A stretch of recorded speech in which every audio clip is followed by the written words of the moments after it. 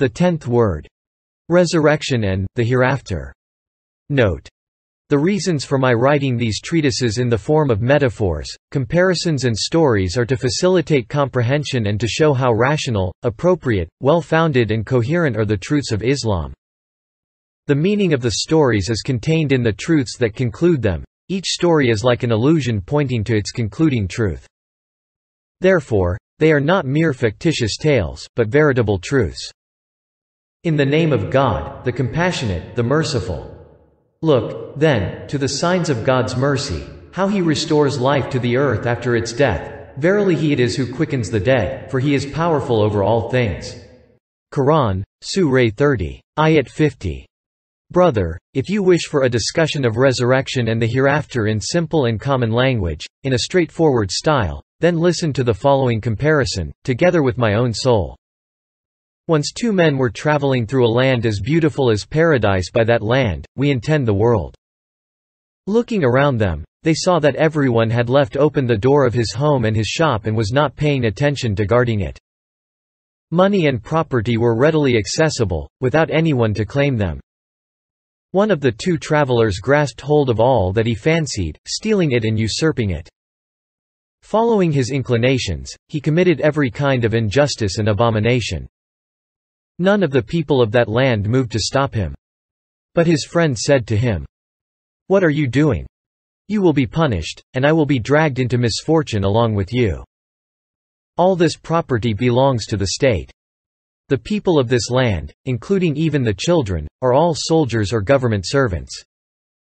It is because they are at present civilians that they are not interfering with you. But the laws here are strict. The king has installed telephones everywhere and his agents are everywhere. Go quickly, and try to settle the matter." But the empty-headed man said in his obstinacy, "No, it is not state property, it belongs instead to some endowment, and has no clear or obvious owner. Everyone can make use of it as he sees fit. I see no reason to deny myself the use of these fine things. I will not believe they belong to anyone unless I see him with my own eyes." He continued to speak in this way, with much philosophical sophistry, and an earnest discussion took place between them. First the empty-headed man said, "Who is the king here? I can't see him," and then his friend replied, "Every village must have its headman, every needle must have its manufacturer and craftsman. And, as you know, every letter must be written by someone. How, then, can it be that so extremely well-ordered a kingdom should have no ruler? And how can so much wealth have no owner, when every hour a train Hashiye, in English footnote, indicates the cycle of a year. Indeed, every spring is a carload of provisions coming from the realm of the unseen. Arrives filled with precious and artful gifts, as if coming from the realm of the unseen. And all the announcements and proclamations, all the seals and stamps, found on all those goods, all the coins and the flags waving in every corner of the kingdom, can they be without an owner? It seems you have studied foreign languages a little, and are unable to read this Islamic script. In addition, you refuse to ask those who are able to read it. Come now, let me read to you the king's supreme decree." The empty-headed man then retorted, "Well, let us suppose there is a king, what harm can he suffer from the minute use I am making of all his wealth? Will his treasury decrease on account of it? In any event, I can see nothing here resembling prison or punishment." His friend replied, "This land that you see is a maneuvering ground. It is, in addition, an exhibition of his wonderful royal arts. Then again it may be regarded as a temporary hospice, one devoid of foundations. Do you not see that every day one caravan arrives as another departs and vanishes? It is being constantly emptied and filled. Soon the whole land will be changed, its inhabitants will depart for another and more lasting realm. There everyone will be either rewarded or punished in accordance with his services." That treacherous empty-headed one retorted rebelliously, "I don't believe it. Is it at all possible that a whole land should perish, and be transferred to another realm?"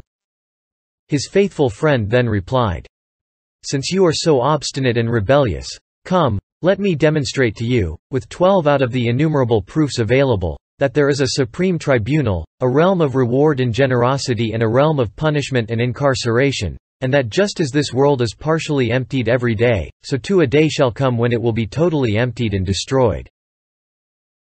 First aspect. Is it at all possible that in any kingdom, and particularly so splendid a kingdom as this, there should be no reward for those who serve obediently and no punishment for those who rebel? Reward and punishment are virtually non-existent here. There must therefore be a supreme tribunal somewhere else. Second aspect. Look at the organization and administration of this kingdom. See how everyone, including the poorest and the weakest, is provided with perfect and ornate sustenance. The best care is taken of the sick. Royal and delicious foods, dishes, jewel-encrusted decorations, embroidered garments, splendid feasts, all are to be found here. See how everyone pays due attention to his duties, with the exception of empty-headed people such as yourself. No one transgresses his bounds by as much as an inch. The greatest of all men is engaged in modest and obedient service, with an attitude of fear and awe. The ruler of this kingdom must possess, then, great generosity and all-embracing compassion, as well as, at the same time, great dignity, exalted awesomeness and honor. Now generosity requires liberality, compassion cannot dispense with beneficence, and awesomeness and honor make it imperative that the discourteous be chastised. But not even 1,000th part of what that generosity and awesomeness require is to be seen in this realm. The oppressor retains his power, and the oppressed, his humiliation, as they both depart and migrate from this realm. Their affairs are, then, left to the same supreme tribunal of which we speak. Third aspect. See with what lofty wisdom and ordering affairs are managed, and with what true justice and balance transactions are effected. Now a wise polity requires that those who seek refuge under the protecting wing of the state should receive favor, and justice demands that the rights of subjects be preserved, so that the splendor of the state should not suffer. But here in this land, not 1,000th part of the requirements of such wisdom and justice is fulfilled. For example, empty-headed people such as yourself usually leave this realm unpunished. So again we say, matters are postponed for the consideration of a supreme tribunal. Fourth aspect. Look at these innumerable and peerless jewels that are displayed here, these unparalleled dishes laid out like a banquet.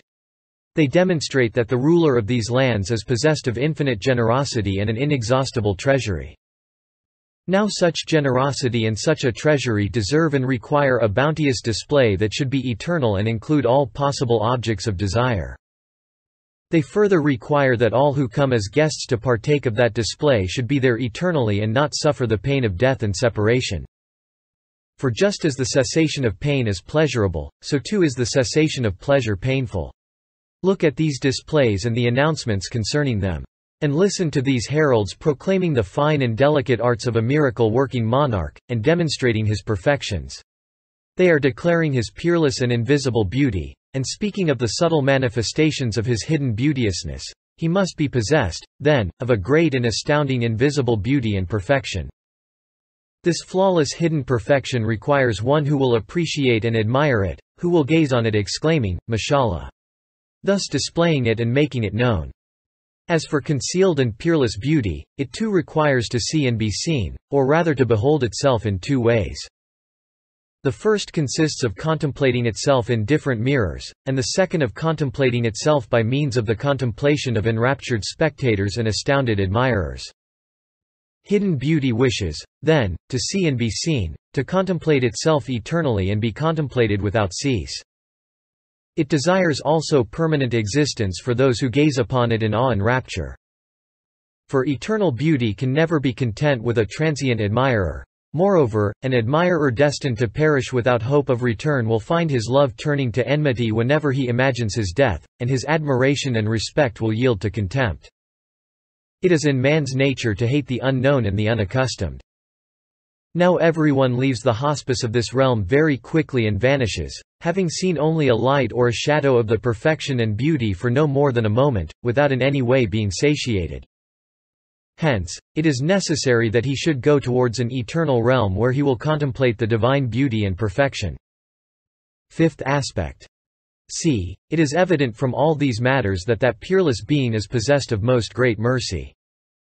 For he causes aid to be swiftly extended to every victim of misfortune, answers every question and petition, and mercifully fulfills even the lowliest need of his lowliest subject. If, for example, the foot of some herdsman's sheep should hurt, he either provides some medicine or sends a veterinarian note to come now, let us go, there is a great meeting on that island. All the nobles of the land are assembled there. See, a most noble commander, bearing exalted decorations, is pronouncing a discourse, and requesting certain things from that compassionate monarch. All those present say, "Yes, we too desire the same," and affirm and assent to his words. Now listen to the words of that commander favored by his monarch. O monarch that nurtures us with his bounty, show us the source and origin of these examples and shadows you have shown us. Draw us nigh to your seat of rule, do not let us perish in these deserts. Take us into your presence and have mercy on us. Feed us there on the delicious bounty you have caused us to taste here. Do not torment us with desperation and banishment. Do not leave your yearning, thankful and obedient subjects to their own devices. Do not cause them to be annihilated. Do you not hear him thus supplicating? Is it at all possible that so merciful and powerful a monarch should not totally fulfill the finest and highest aim of his most beloved and noble commander? Moreover, the purpose of that commander is the purpose of all men, and its fulfillment is required by the pleasure, the compassion and the justice of the king, and it is a matter of ease for him, not difficulty, causing him less difficulty than the transient places of enjoyment contained in the hospice of the world. Having spent so much effort on these places of witnessing that will last only 5 or 6 days, and on the foundation of this kingdom, in order to demonstrate instances of his power, he will, without doubt, display at his seat of rule true treasures, perfections and skills in such a manner, and open before us such spectacles, that our intellects will be astonished. Those sent to this field of trial will not, then, be left to their own devices. Palaces of bliss or dungeons await them. Sixth aspect. Come now, look. All these imposing railways, planes, machines, warehouses, exhibitions show that behind the veil an imposing monarch exists and governs. Haşiye. In English footnote. When a vast army in the present age receives the order, "Take up your weapons and fix your bayonets," in accordance with the rules of war while on maneuver, it comes to resemble a forest of upright oaks. Similarly, when the soldiers of a garrison are commanded on festive days to don their parade uniforms and pin on their medals, it will resemble from one end to the other a colorful and ornate garden, where all the flowers have blossomed. Conversely, when on the parade ground of the world, the various and infinite species of the soldiery of the pre-eternal monarch, angels, jinn, men, animals and even unfeeling plants, receive the order of, be. And it is in the struggle for life's preservation and the command, "Take up your weapons and equipment, and prepare to defend yourselves," when they fix the minute bayonets that are the spiked trees and plants found throughout the world, then they resemble a magnificent army advancing with bayonets fixed. Similarly, each day and each week of the spring is like a festival for each class of the vegetable kingdom, and each class presents itself to the witnessing gaze of the pre-eternal monarch with the jeweled decorations he has given them, as if it were on parade in order to display the fine gifts he has bestowed on them. It is as if all the plants and trees were heeding a dominical command: don the bejeweled garments produced by God's artistry, put on the decorations made by his creative power, flowers and fruit. The face of the earth then comes to represent a parade ground on a splendid festive day, a magnificent parade brilliant with the uniforms and jeweled decorations of the soldiers. Such wise and well-ordered arrangement and ornament demonstrates of a certainty, to all who are not blind, that they derive from the command of a monarch infinite in power and unlimited in wisdom. Such a monarch requires subjects worthy of himself. But now you see all his subjects gathered in a hospice for wayfarers, a hospice that is filled and emptied each day. It can also be said that his subjects are now gathered in a testing ground for the sake of maneuvers, and this ground also changes each hour. Again, we may say that all his subjects stay in an exhibition hall for a few minutes to behold specimens of the monarch's beneficence, valuable products of his miraculous art. But the exhibition itself changes each moment. Now this situation and circumstance conclusively shows that beyond the hospice, the testing ground, the exhibition, there are permanent palaces, lasting abodes, and gardens and treasuries full of the pure and elevated originals of the samples and shapes we see in this world. It is for the sake of these that we exert ourselves here. Here we labor, and there we receive our reward. A form and degree of felicity suited to everyone's capacity awaits us there. Seventh aspect. Come, let us walk a little, and see what is to be found among these civilized people. See, in every place, at every corner, photographers are sitting and taking pictures. Look, everywhere there are scribes sitting and writing things down. Everything is being recorded. They are registering the least significant of deeds, the most commonplace of events. Now look up at the tall mountain. There you see a supreme photographer installed, devoted to the service of the king. Haşiye, in English footnote. Some of the truths indicated in this parable have been set forth in the seventh truth. However, let us point out here that the figure of the supreme photographer devoted to the service of the king is an indication of the preserved tablet. The reality and existence of the preserved tablet has been proved in the 26th word as follows.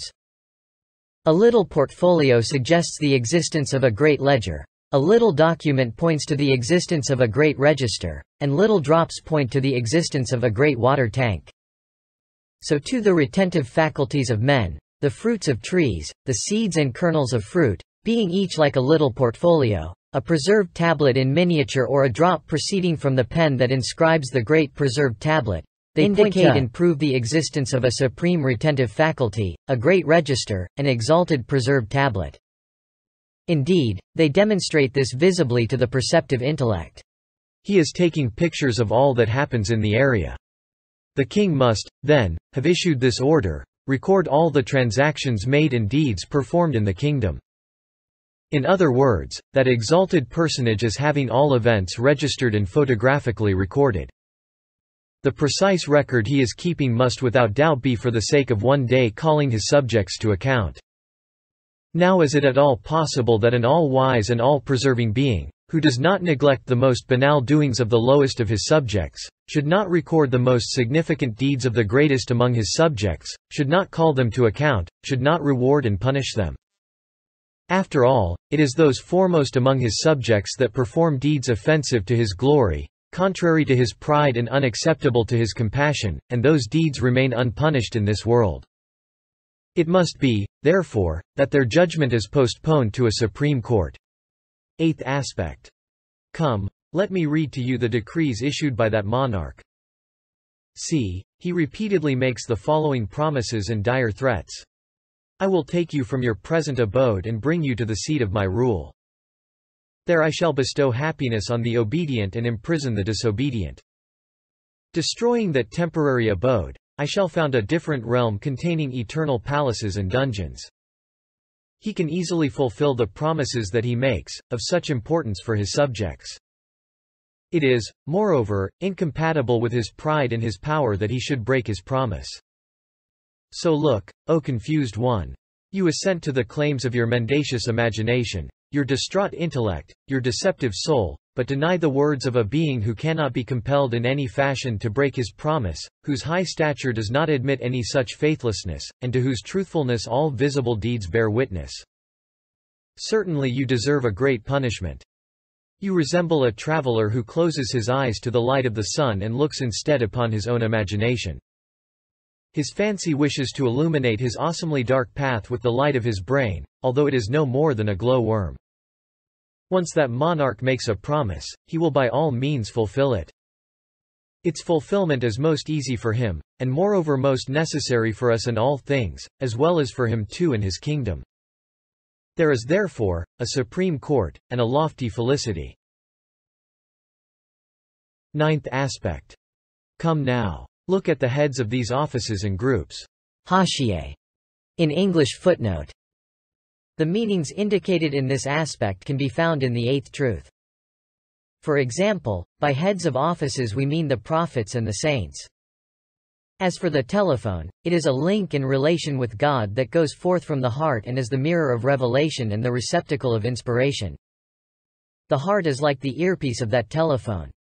Each has a private telephone to speak personally with the king. Sometimes too they go directly to his presence. See what they say and unanimously report, that the monarch has prepared a most magnificent and awesome place for reward and punishment. His promises are emphatic and his threats are most stern. His pride and dignity are such that he would in no way stoop to the abjectness inherent in the breaking of a promise. The bearers of this report, who are so numerous as to be universally accepted, further report with the strong unanimity of consensus that, the seat and headquarters of the lofty monarchy, some of whose traces are visible here, is in another realm far distant from here. The buildings existing in this testing ground are but temporary, and will later be exchanged for eternal palaces. These places will change. For this magnificent and unfading monarchy, the splendor of which is apparent from its works, can in no way be founded or based on so transient, impermanent, unstable, insignificant, changing, defective and imperfect matters. It is based rather on matters worthy of it, eternal, stable, permanent and glorious. There is, then, another realm, and of a certainty we shall go toward it. 10th aspect. Come. Today is the vernal equinox. Haşiye. In English footnote. You will find what this aspect alludes to in the ninth truth. The vernal equinox is equivalent to the beginning of spring. As for the green plain covered with flowers, this is the face of the earth in springtime. The changing scenes and spectacles are an allusion to the different groups of vernal beings, the classes of summer creation, and the sustenance for men and animals, that the all-powerful and glorious Maker, the all-wise and beauteous Creator, from the beginning of spring to the end of summer, brings forth in orderly succession, renews with the utmost compassion, and dispatches uninterruptedly.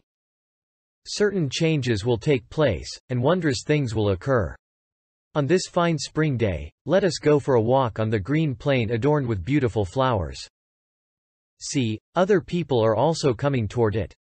There must be some magic at work, for buildings that were mere ruins have suddenly sprung up again here, and this once empty plain has become like a populous city.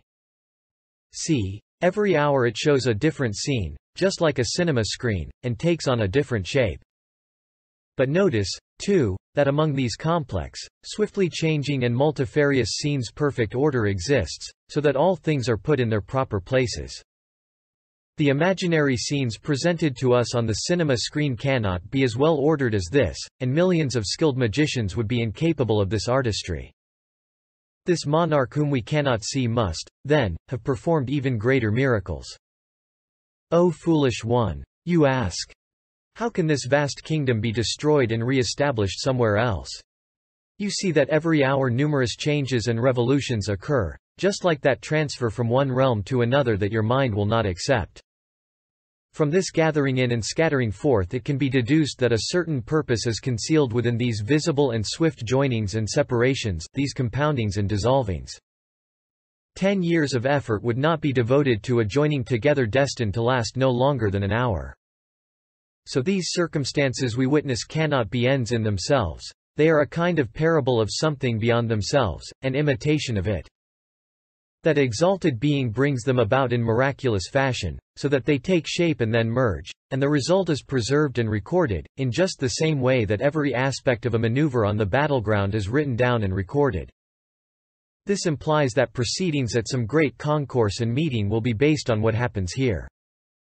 Further, the results of all that occurs here will be permanently displayed at some supreme exposition. All the transient and fluctuating phenomena we see here will yield the fruit of eternal and immutable form. All the variations we observe in this world are then, for the sake of a supreme happiness, a lofty tribunal, for the sake of exalted aims as yet unknown to us. 11th aspect. Come, O obstinate friend. Let us embark on a plane or a train traveling east or west, that is, to the past or the future. Let us see what miraculous works that being has accomplished in other places. Look, there are marvels on every hand like the dwellings, open spaces and exhibitions we see. But they all differ with respect to art and to form. Note well, however, what order betokening manifest wisdom, what indications of evident compassion, what signs of lofty justice, and what fruits of comprehensive mercy, are to be seen in these transient dwellings, these impermanent open spaces, these fleeting exhibitions. Anyone not totally devoid of insight will understand a certainty that no wisdom can be imagined more perfect than his, no providence more beauteous than his, no compassion more comprehensive than his, and no justice more glorious than his.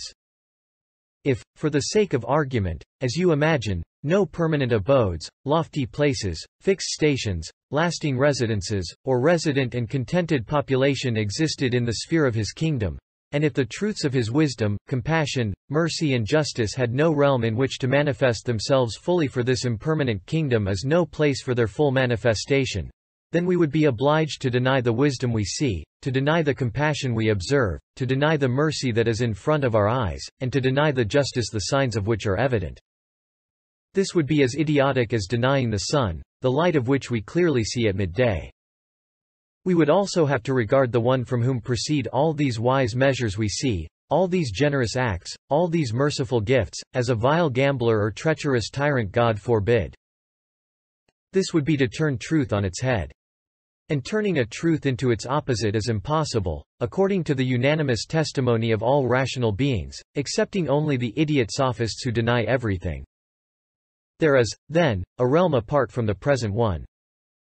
In it, there is a supreme tribunal, a lofty place of justice, an exalted place of reward, where all this compassion, wisdom, mercy and justice will be made fully manifest. 12th aspect.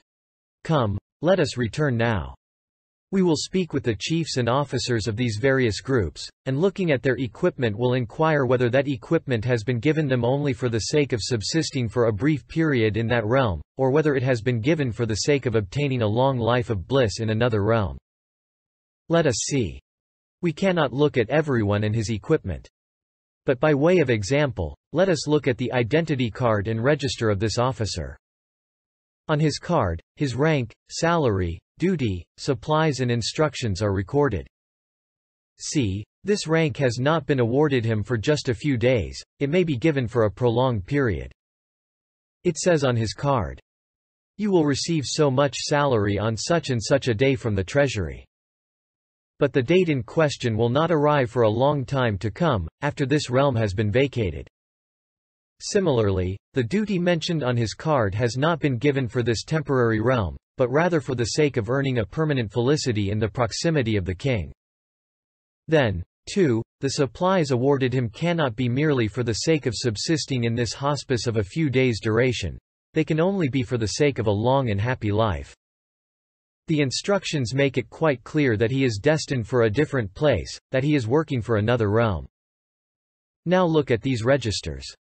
They contain instructions for the use and disposition of weapons and equipment. If there were no realm other than this, one exalted and eternal, that register with its categorical instructions and that identity card with its clear information, would both be quite meaningless. Further, that respected officer, that noble commander, that honored chief, would fall to a degree lower than that of all men. He would be more wretched, luckless, abased, afflicted, indigent and weak than everyone. Apply the same principle to everything. Whatever you look upon bears witness that after this transient world another and eternal world exists. O friend! This temporary world is like a field. It is a place of instruction, a market. Without doubt a supreme tribunal and ultimate happiness will succeed it. If you deny this, you will be obliged also to deny the identity cards of all the officers, their equipment and their orders. In fact, you will have to deny to all the order existing in the country, the existence of a government in it and all the measures that the government takes. Then you will no longer deserve the name of man or the appellation of conscious. You will be more of a fool than the sophists. Beware, do not imagine that the proofs of the transfer of creation from one realm to another are restricted to these 12. There are indications and proofs beyond counting and enumeration, all showing that this impermanent, changing kingdom will be transformed into a permanent and immutable realm. There are also innumerable signs and evidences that men will be taken from this temporary hospice and sent to the eternal seat of rule of all creation. I will show one proof in particular that is stronger than all the 12 aspects taken together. Come now. Look, in the midst of the great assembly visible in the distance the same noble commander whom we previously saw on the island, adorned with numerous decorations, is making an announcement. Let us go and listen. See, that luminous and most noble commander is conveying a supreme edict, beautifully inscribed. He says, "Prepare yourselves, you will go to another and permanent realm, a realm such that this one will appear as a dungeon by comparison. You will go to the seat of rule of our king, and there receive his compassion and his bounty, if you heed this edict well and obey it. But if you rebel and disobey it, you will be cast into awesome dungeons." Such is the message that he conveys. If you look at the decree, you will see that it bears such a miraculous seal that it cannot in any way be imitated. Everyone apart from idiots such as yourself knows of a certainty that the decree is from the king. Moreover, the noble commander bears such bright decorations that everyone except those blind like yourself understands full well that he is the veracious conveyor of the king's orders.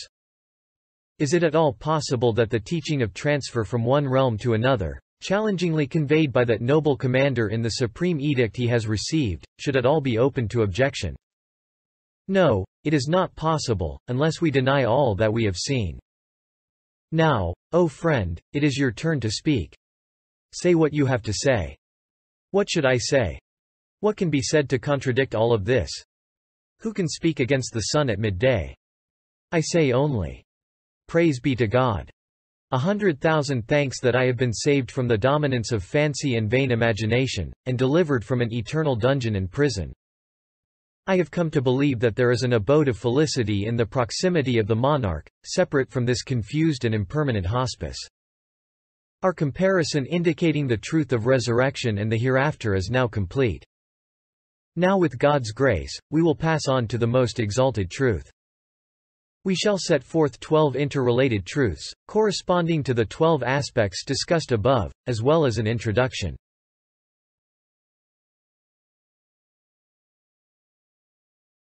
Introduction. By means of a few indications, we refer here to several matters explained elsewhere, that is, in the 22nd, 19th and 26th words. First indication. The foolish man in the previous story and his trustworthy companion correspond to three other pairs. The instinctual soul and the heart, the students of philosophy and the pupils of the all-wise Quran, the people of unbelief and the community of Islam. The worst error and misguidance of the students of philosophy, the people of unbelief and the instinctual soul, lies in not recognizing God. Just as in the preceding story the trustworthy man said, "There can be no letter without a scribe, no law without a legislator," we too say the following. A book, particularly one in each word of which a minute pen has inscribed another whole book, and in each letter of which a fine pen has traced a poem, cannot be without a writer. This would be entirely impossible. So too this cosmos cannot be without its inscriber. This is impossible to the utmost degree. For the cosmos is precisely such a book that each of its pages includes many other books, each of its words contains a book, and each of its letters contains a poem. The face of the earth is but a single page in the book of the cosmos. See how many books it contains. Every fruit is a letter, and every seed is a dot. In that dot is contained the index of the whole tree in its vastness. A book such as this can have been inscribed only by the mighty pen of a possessor of glory who enjoys the attributes of splendor and beauty, and who is the holder of infinite wisdom and power. Faith, then, follows inevitably on the observation of the world, unless one is drunk on misguidance. Similarly, a house cannot arise without a builder, particularly a house adorned with miraculous works of art, wondrous designs, and amazing ornaments. As much art has been put into one of its stones as into a whole palace. No intelligence will accept that it could arise without a builder, definitely it needs a master architect. Moreover, within the building, veritable rooms take shape and change each hour with the utmost order and ease, just as if clothes were being changed, or as if scenes were passing across a cinema screen. We can say even that numerous little rooms are constantly being created in each of those scenes. In like manner, the cosmos also requires an infinitely wise, all-knowing and all-powerful maker. For the magnificent cosmos is a palace that has the sun and the moon as its lamps and the stars as its candles. Time is like a rope or ribbon hung within it, onto which the glorious Creator each year threads a new world. And within the world that he thus threads on the string of time he places 360 fresh and orderly forms. He changes them with the utmost orderliness and wisdom. He has made the face of the earth a bounteous spread that he adorns each spring with 300,000 species of creation, that he fills with innumerable kinds of generous gifts. This he does in such a fashion that they all stand apart from each other, quite separate and distinct, despite their being at the same time so close and intermingled. Is it possible to overlook the existence of the maker of such a palace? Again, to deny the existence of the sun, on a cloudless day at noon, when its traces are to be observed and its reflection is to be seen in every bubble on the surface of the ocean, in every shining object on dry land, and in every particle of snow, to make such a denial would be to rave like the deranged. For if one denied and refused to accept the existence of the single, unique sun, he would be compelled to accept the existence of a whole series of minor suns, each real and existent in its own right, as numerous as the drops and bubbles of the ocean, as countless as the particles of snow. It would be necessary to believe that each minute particle contains a huge sun, even though the particle is large enough only to contain itself. It would be an even greater sign of lunacy and misguidance to refuse one's assent to the attributes of perfection of the glorious Creator, even while beholding the well-ordered cosmos that is constantly changing in wise and regular fashion, that is being ceaselessly renewed in disciplined manner. This, too, would be like the ravings of a lunatic, since it would then become necessary to believe and accept that absolute divinity is present in all things, even a particle. For every particle of air is somehow able to enter and work its effects upon every flower, fruit and leaf, and unless the particle be entrusted with this task by a creator, it must know of itself the structure and form of all the objects it penetrates and affects. In other words, it must possess all-encompassing power and knowledge. Every particle of soil is potentially capable of giving rise to all the different seeds that exist. If it is not acting under command, it must contain within itself equipment and instruments corresponding to all the various trees and plants in the world. Or, to put it differently, one must attribute to the particle such artistry and power that it is aware of the structure of each of them, knows the forms that each of them is caused to assume, and is capable of fashioning those forms. The same is true with respect to the particle and other realms of creation. From this you can understand that in all things there are numerous and manifest proofs of God's unity. To create all things from one thing, and to make all things into one thing, is a task possible only for the Creator of all things. Pay heed to the sublime declaration. There is naught but proclaims His glory with praise. For if one does not accept God, the one and unique, one must accept gods as numerous as created beings. Second indication. In our story, we made mention of a most noble commander and said that whoever is not blind and sees his decorations and medals will understand that he acts in accordance with the commands of a monarch and is his favored servant. Now that most noble commander is the most noble messenger of God, may peace and blessings be upon him. The sacred creator of so ornamented a cosmos must of necessity have a noble messenger, just as the sun must of necessity have light. For the sun cannot exist without giving light, and divinity cannot be without showing itself through the sending of prophets. Is it at all possible that a beauty of utter perfection should not desire to manifest itself by means of one who will demonstrate and display it? Is it at all possible that a perfection of beauteous artistry should not desire to make itself known by means of a herald that will draw men's gazes upon it? Is it at all possible that the universal monarchy of all-embracing dominicality should not desire to announce its unity and eternal besottedness throughout the different levels of multiplicity and particularity by means of an envoy possessing two aspects? By the two aspects, we mean that he is both the envoy of the realm of multiplicity to the divine court, by virtue of his universal worship, and also the messenger of the divine court to the realm of multiplicity, by virtue of his closeness to God and being entrusted with his message. Is it at all possible that a possessor of infinite inherent beauty should not wish both to behold himself and to display to others, in numerous mirrors, the charms of his beauty and the allurements of his fairness? God's messenger is his beloved, making himself beloved of him by means of his worship and holding up a mirror to him, and he is also the bearer of his message, making him beloved of men and demonstrating to them the beauty of his names. Is it at all possible that the owner of treasuries full of wondrous miracles, rare and valuable items, should not wish and desire to display them to men's gaze by means of an expert jeweler, an eloquent describer, thereby revealing his hidden perfections?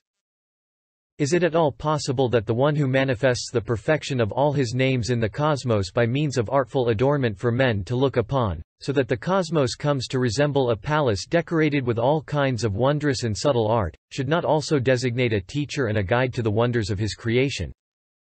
Is it at all possible that the Lord of the cosmos should not solve, by means of a messenger, the complex talisman of the aim and purpose of all the changes that take place in the cosmos, and the riddle contained in the three difficult questions posed by all beings? What is our origin? What is our destination? What is our purpose? Is it at all possible that the glorious Maker who makes himself known to sentient beings by means of his fair creation, and who makes himself loved by means of his precious bounties, should not also communicate to sentient beings, by means of a messenger, what his pleasure desires of them in exchange? Is it at all possible that God should create mankind in a form predisposing it to suffer the consciousness of multiplicity but also containing the ability to engage in universal worship, without at the same time wishing to turn it away from multiplicity to unity, by means of a teacher and guide? There are numerous other functions of prophethood, each of which is a decisive proof that divinity necessarily implies messengership. Did anyone ever appear in the world more worthy and more in possession of the above-mentioned qualities and functions than Muhammad, the Arabian prophet, may peace and blessings be upon him? Has time ever shown us one more fitting and suited to the rank of messengerhood and the task of conveying God's message? No, by no means. He is the master of all messengers, the foremost of all prophets, the leader of all pure ones, the closest to God of all those who have drawn nigh unto him, the most perfect of all creatures, the monarch of all guides to righteousness. Quite apart from the countless indications of his prophethood deriving from more than 1,000 miracles, such as the splitting of the moon and the flowing of water from his fingers, that all scholars unanimously confirm, the supreme miracle of the glorious Quran, an ocean of truth and a book miraculous in 40 different respects, is itself enough to demonstrate his prophethood as clearly as the sun. Since we discuss the 40 different aspects of the Quran's miraculousness in other treatises, particularly the 25th word, we curtail our discussion of the matter here. Third indication. Let it not be thought that, petty man is too insignificant for this vast world to be brought to an end, and another realm to be unfolded simply for the sake of his being brought to account. For apparently petty man bears great importance as the master of all creatures, by virtue of the comprehensiveness of his disposition, as the herald of God's monarchy, and the manifesta of universal worship. Also let nobody ask, how can one earn eternal torment in the course of a very brief life? For unbelief seeks to drag creation, something as valuable and exalted as a letter written by God, down to the depths of meaninglessness and purposelessness.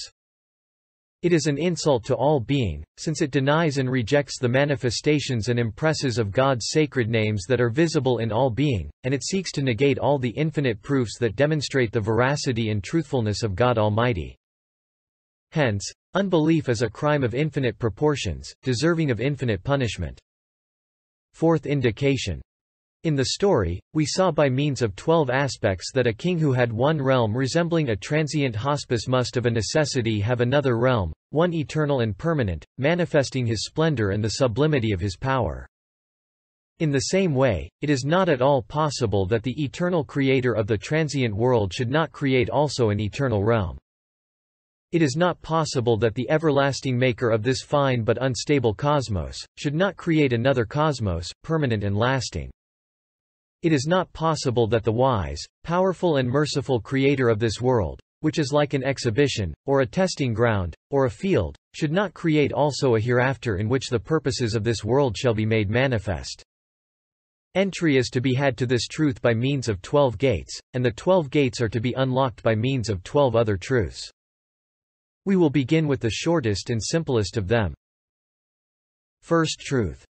The gate of dominicality and sovereignty, the manifestation of the name of Sustainer. Is it at all possible that the glory of God's dominicality and his divine sovereignty should create a cosmos such as this, in order to display his perfections, with such lofty aims and elevated purposes, without establishing a reward for those believers who through faith and worship respond to these aims and purposes? Or that he should not punish those misguided ones, who treat his purposes with rejection and scorn? Second truth. The gate of generosity and mercy, the manifestation of the names of generous and merciful. Is it at all possible that the Lord of this world, who in his works demonstrates infinite generosity, infinite mercy, infinite splendor and infinite glory, should not give reward in a manner befitting his generosity and mercy, and not punish in a manner befitting his splendor and glory? If one looks at the disposition of affairs in this world, one sees that all animate beings, from the weakest to the most powerful, are given some fitting form of sustenance. Hashiye. In English footnote. All licit nourishment is obtained not through the exercise of strength, but through the existence of need. The decisive proof of this is that powerless infants enjoy the finest of livelihoods, while strong wild beasts suffer from all kinds of deficiency, and that fish, for all their lack of intelligence, wax fat, while the cunning fox and monkey remain thin in their quest for livelihood. There is, therefore, an inverse relationship between sustenance on the one hand and strength and willpower on the other. The more one relies on strength and willpower, the more difficult it will be to sustain one's livelihood. Indeed, the weakest and most powerless are given the best form of sustenance. This largesse and bounty is distributed with such lofty generosity that a hand of infinite generosity is manifestly at work. For example, in the spring, all the trees are garbed in clothes as fine as silk, just like the houris in paradise. They are encrusted with flowers and fruits, as if with jewels, and caused to offer us numerous varieties of the choicest fruits, on branches delicately outstretched like the hands of a servant. Similarly, we are given wholesome and sweet honey to eat, from the hand of the bee with its sting. We are clothed in the finest and softest of clothes by means of an insect that has no hands, and within a small seed a great treasure of mercy is preserved for us. It is self-evident that all of this is the effect of a most beauteous generosity, a most delicate sense of mercy. Then, too, the fact that, with the exception of man and certain wild animals, all things, from the sun, the moon and earth to the smallest of creatures, perform their functions with the utmost exactitude, do not overstep their bounds by an inch, and observe a universal obedience in a spirit of great awe. This shows that they act by the command of a possessor of great glory and dignity. It is also apparent that the fashion in which all mothers, in the vegetable, animal and human realms, succor their weak and powerless infants with the delicate nurture of milk, in tender compassion, is a manifestation of God's all-embracing mercy. Hashiye. In English footnote. The fact that a hungry lion will prefer its offspring to itself, and give to it a piece of meat it would otherwise have eaten, that the cowardly rabbit will attack a lion in order to protect its young, that the fig tree contents itself with mud while giving pure milk to its offspring, the fruit, this shows to anyone not blind that they act in accordance with the commands of a being infinitely merciful, generous and solicitous. Again, the fact that even unconscious plants and beasts function in the wisest and most conscious of fashions demonstrates irrefutably that one utterly knowing and all-wise has set them to work, and that they are acting in his name. Since the master of this world has, then, such infinite generosity, mercy, splendor and glory, it follows that his infinite glory and splendor require the chastisement of the discourteous, that his infinite generosity requires infinite bounty, and his infinite mercy requires a bestowal of favor worthy of itself. Now in this transitory world and brief life, only a millionth part of all this, like one drop from the ocean, establishes and manifests itself. There must therefore be a realm of blessedness appropriate to that generosity and worthy of that mercy. One would otherwise have to deny the existence of the mercy that is visible to us, and this would be like denying the existence of the sun that fills every day with its light. For irrevocable death would transform compassion into disaster, love into affliction, blessing into vengeance, intellect into a tool of misery, and pleasure into pain, so that the very essence of God's mercy would vanish. There must in addition be a realm of punishment appropriate to God's glory and dignity. For generally the oppressor leaves this world while still in possession of his might, and the oppressed while still subjected to humiliation. These matters are therefore deferred for the attention of a supreme tribunal. It is not that they are neglected. It sometimes happens too that punishment is enacted in this world. The torments suffered by disobedient and rebellious peoples in previous centuries show that man is not left to his own devices, and that he is always subject to the blows that God's splendor and majesty may choose to inflict on him. Is it at all possible that man should have the most important duty in all of creation and be endowed with the most important capacities, that man's sustainer should make himself known to him with all his well-ordered works, and man should then fail to recognize him in return by way of worship? Or that God should make himself beloved of men through the numerous adorned fruits of his mercy, and man should then fail to make himself beloved of God through worship? Or that God should demonstrate his love and mercy to man through his variegated bounties and man should then fail to respect him with thanks and with praise? Is it at all possible that man should remain unpunished, left to his own devices, or that powerful possessor of splendor and glory should not make ready for him a realm of requital? Is it at all possible, on the other hand, that he should not prepare a realm of reward and eternal bliss for those believers who respond to the merciful and compassionate one's making himself known by recognizing him in faith, to his making himself beloved by loving him in worship, and to his mercy by offering thanks and veneration? Respect him with thanks and with praise. Is it at all possible that man should remain unpunished, left to his own devices, or that powerful possessor of splendor and glory should not make ready for him a realm of requital? Is it at all possible, on the other hand, that he should not prepare a realm of reward and eternal bliss for those believers who respond to the merciful and compassionate one's making himself known by recognizing him in faith, to his making himself beloved by loving him in worship, and to his mercy by offering thanks and veneration? Third truth. The gate of wisdom and justice, the manifestation of the names of wise and just. Is it at all possible? Haşiye. In English footnote. The sentence, "Is it at all possible?" is indeed repeated many times, because it expresses a most significant mystery. Misguidance and lack of belief generally spring from the habit of imagining things to be impossible, far removed from the realm of reason, and therefore denying them. Now in this discussion of resurrection it has been decisively demonstrated that true impossibility, absurdity and irrationality pertain to the path of misbelief and the road of misguidance, whereas true possibility, facility and rationality are characteristics of the path of faith and highway of Islam. In short, the philosophers tend to unbelief on account of their regarding things as impossible, whereas the 10th word discussion of resurrection, by means of the repeated sentence, "Is it at all possible?" shows where impossibility lies, and thus deals them a blow in the mouth. Is it at all possible that the Lord of glory, who demonstrates his dominical sovereignty in the wisdom and order, the justice and equilibrium that pervade all things, from the atom to the sun, should not bestow favor on those believers who seek refuge beneath the protective wing of his dominicality, who believe in his wisdom and justice, and whose acts are for the purpose of worshipping him? Again, is it possible that he should not chastise those rude and discourteous men who disbelieve in his wisdom and justice, and rebel against him in insolence? Now not even 1,000th part of that wisdom and justice is exercised with respect to man, in this transient world, it is rather deferred.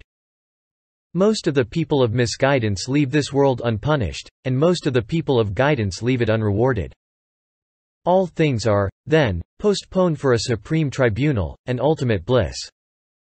Yes, it is apparent that the being who controls this world does so in accordance with an infinite wisdom. Do you require a proof? It is the preservation of interest and benefit in all things. Do you not see that numerous wise benefits are intended in all the limbs, bones and veins of man, even in the cells of his brain and in every particle of his body? Do you not see that from certain limbs wise benefits are to be had as numerous as the fruits of a tree? All of this shows that matters are done in accordance with infinite wisdom. The existence of the utmost regularity in the making of all things is a proof of the same truth. The compression of the exact program of development of a beautiful flower into a minute seed, the inscription on a small seed by the pen of destiny of the scroll of deeds of a tree, its life history and list of equipment, show that a pen of utmost wisdom is at work. The existence of a high degree of fine artistry in all things proves that there exists also the impress of an infinitely wise maker. Further, The inclusion within the minute body of man of an index of all being, of the keys to all the treasuries of mercy, and of the mirrors of all the divine names, demonstrates the existence of wisdom within that infinitely fine artistry. Now is it at all possible that the wisdom that thus permeates the workings of dominicality should not wish eternally to favor those who seek refuge beneath the wing of dominicality and who offer obedience in faith? Do you wish for a proof that all things are done with justice and balance? The fact that all things are endowed with being, given shape and put in their appropriate place in accordance with precise equilibrium and in appropriate measure, shows that all matters are done in accordance with infinite justice and balance. Similarly, the fact that all things are given their rights in accordance with their disposition, that they receive all the necessities of their being and all the requirements of life in the most fitting form, this too is the sign left by a hand of infinite justice. Again, the fact that answer is always given to every petition and request made by the tongue of disposition, and of natural need or necessity, demonstrates the existence of infinite justice and wisdom. Now is it at all possible that the justice and wisdom that hasten to relieve the pettiest need of the smallest of creation should fail to provide immortality, the greatest need of man, the greatest of creatures? That it should fail to respond to his greatest plea and cry for assistance? Or that it should not preserve the dignity of God's dominicality by preserving the rights of his servants?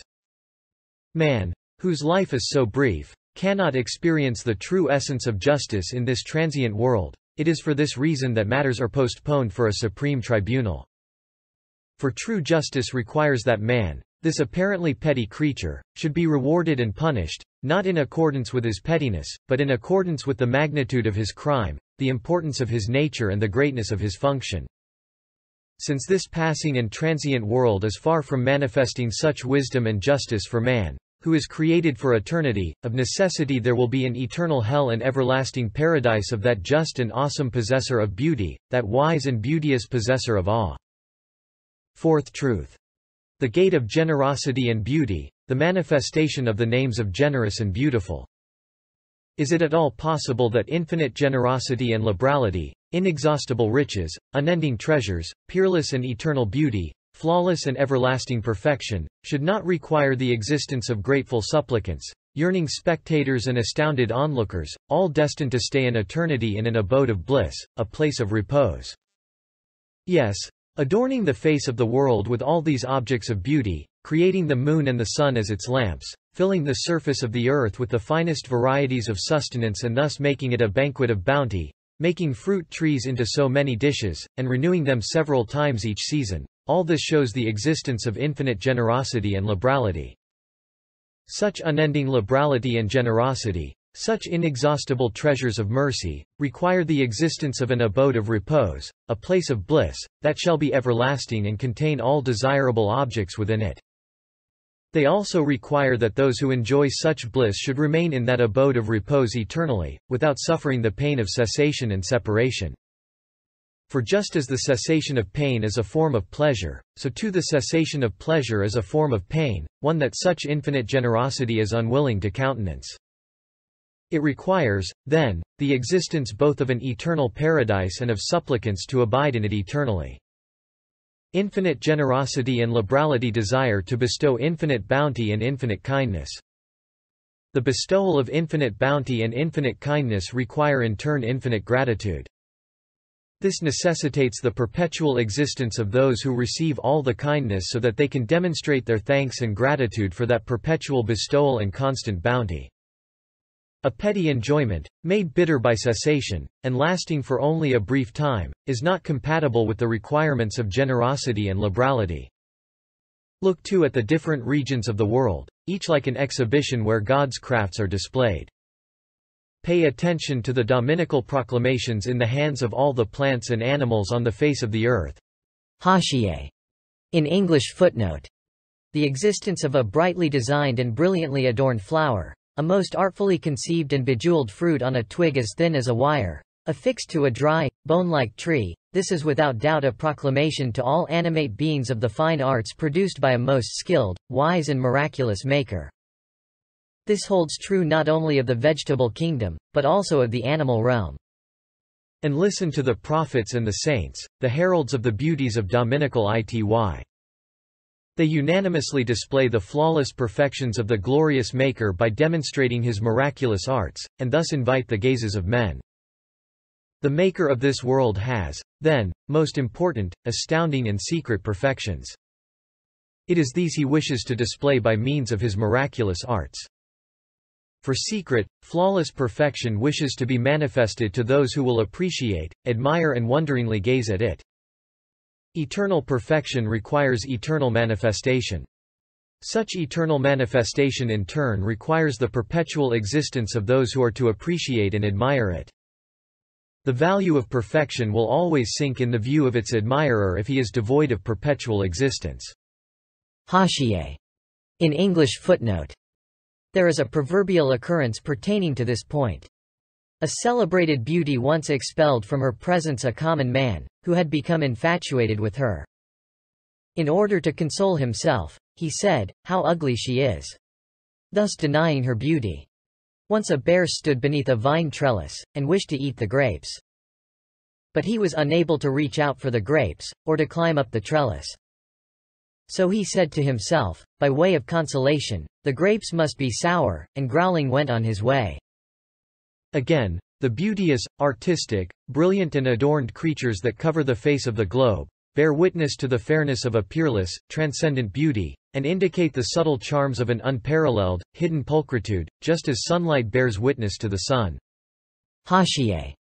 In English footnote.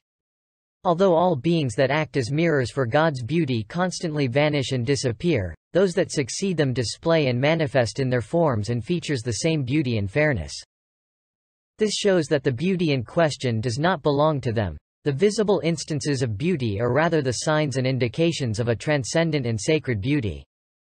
Each manifestation of that sacred, transcendent beauty, indicates the existence of countless hidden treasures in each of God's names. Now so exalted, peerless and hidden a beauty, just as it desires to view its own fairness in a mirror and to behold the degrees and measures of its beauty in an animate reflection, desires also to become manifest, in order to look on its own beauty through the eyes of others. That is, it wishes to look at its own beauty in two ways. Firstly, by beholding itself in mirrors of variegated color. Secondly, through the gaze of yearning witnesses to itself, of bewildered admirers of its beauty. In short, beauty and fairness desire to see and be seen. Both of these require the existence of yearning witnesses and bewildered admirers. And since beauty and fairness are eternal and everlasting, their witnesses and admirers must have perpetual life. An eternal beauty can never be satisfied with transient admirers.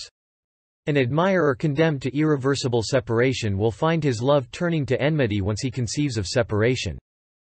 His admiration will yield to ridicule, his respect to contempt.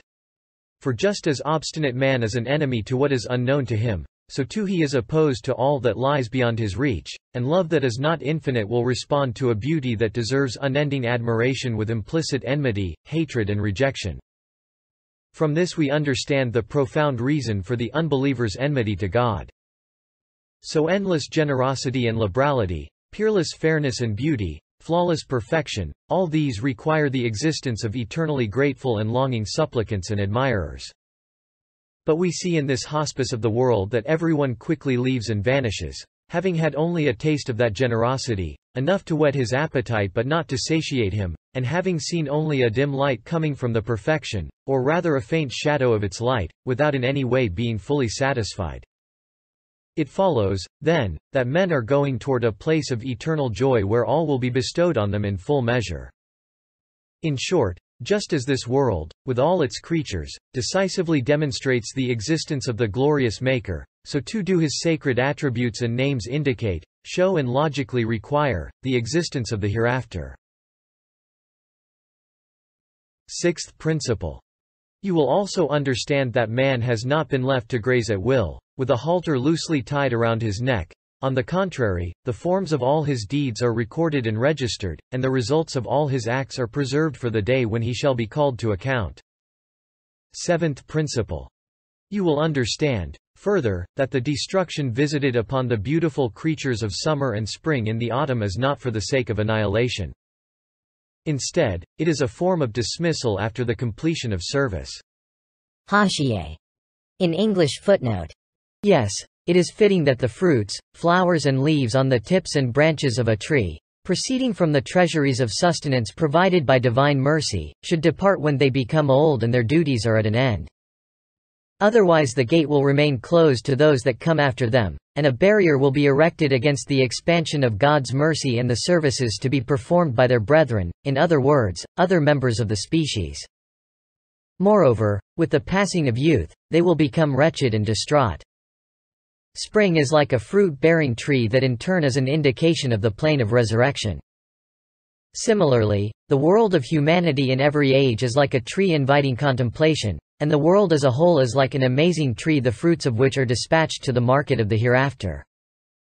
It is also a form of emptying in order to clear a space for the new creation that is to come in the following spring, of preparing the ground and making ready for the beings that are to come and assume their functions.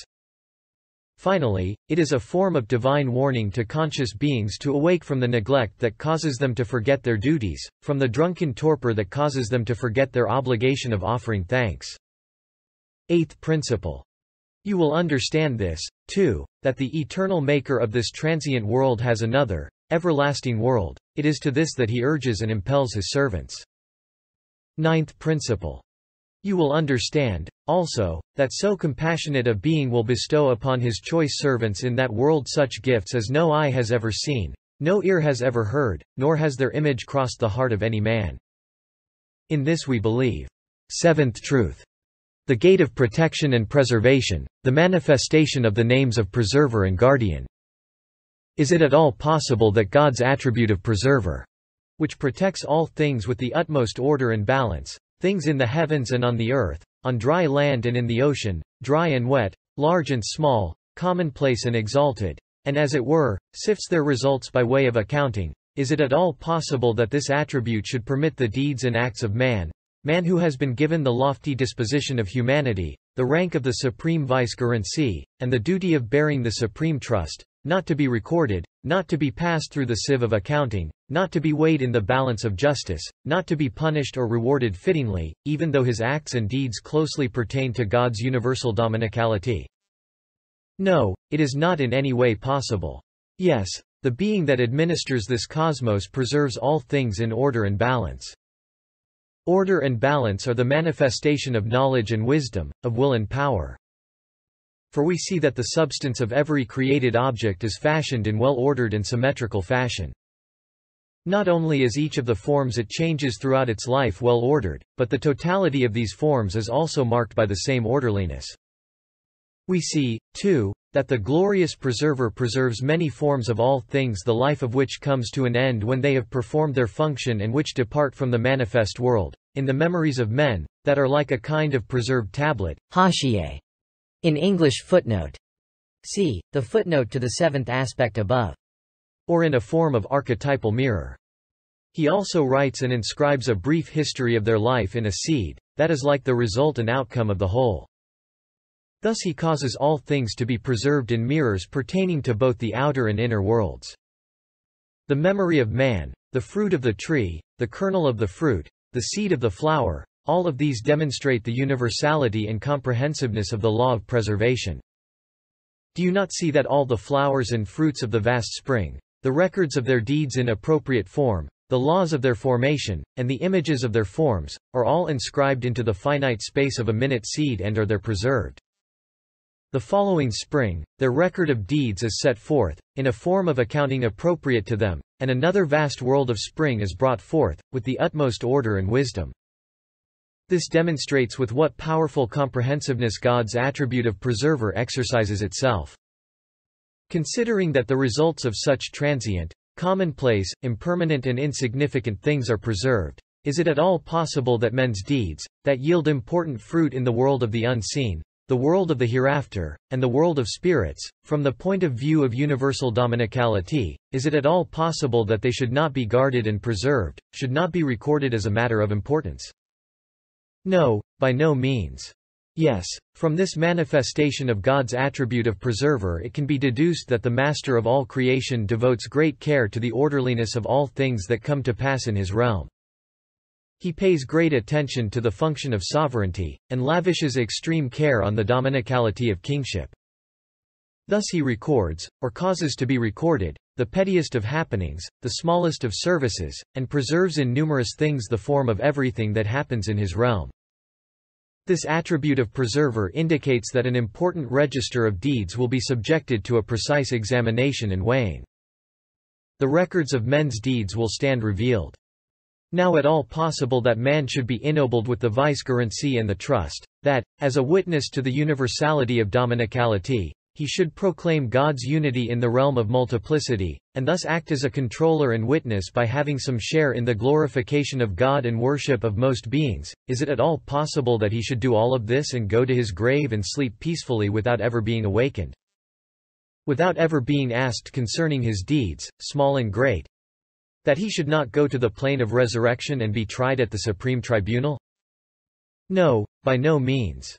Or is it possible for man to flee and hide himself in annihilation, for him to enter the earth and conceal himself from that powerful and glorious one to whose power over all contingencies in the future? Harshiye. In English footnote. The entirety of the past, extending from the present back to the beginning of creation, consists of occurrences.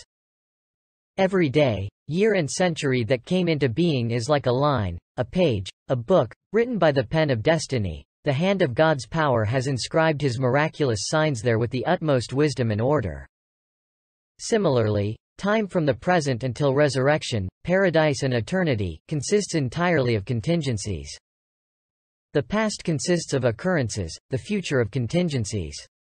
Now if these two chains of time be compared with each other, it will be seen to be true of a certainty that the being that created yesterday and brought into being the creatures peculiar to it, is capable, too, of creating tomorrow together with its creatures.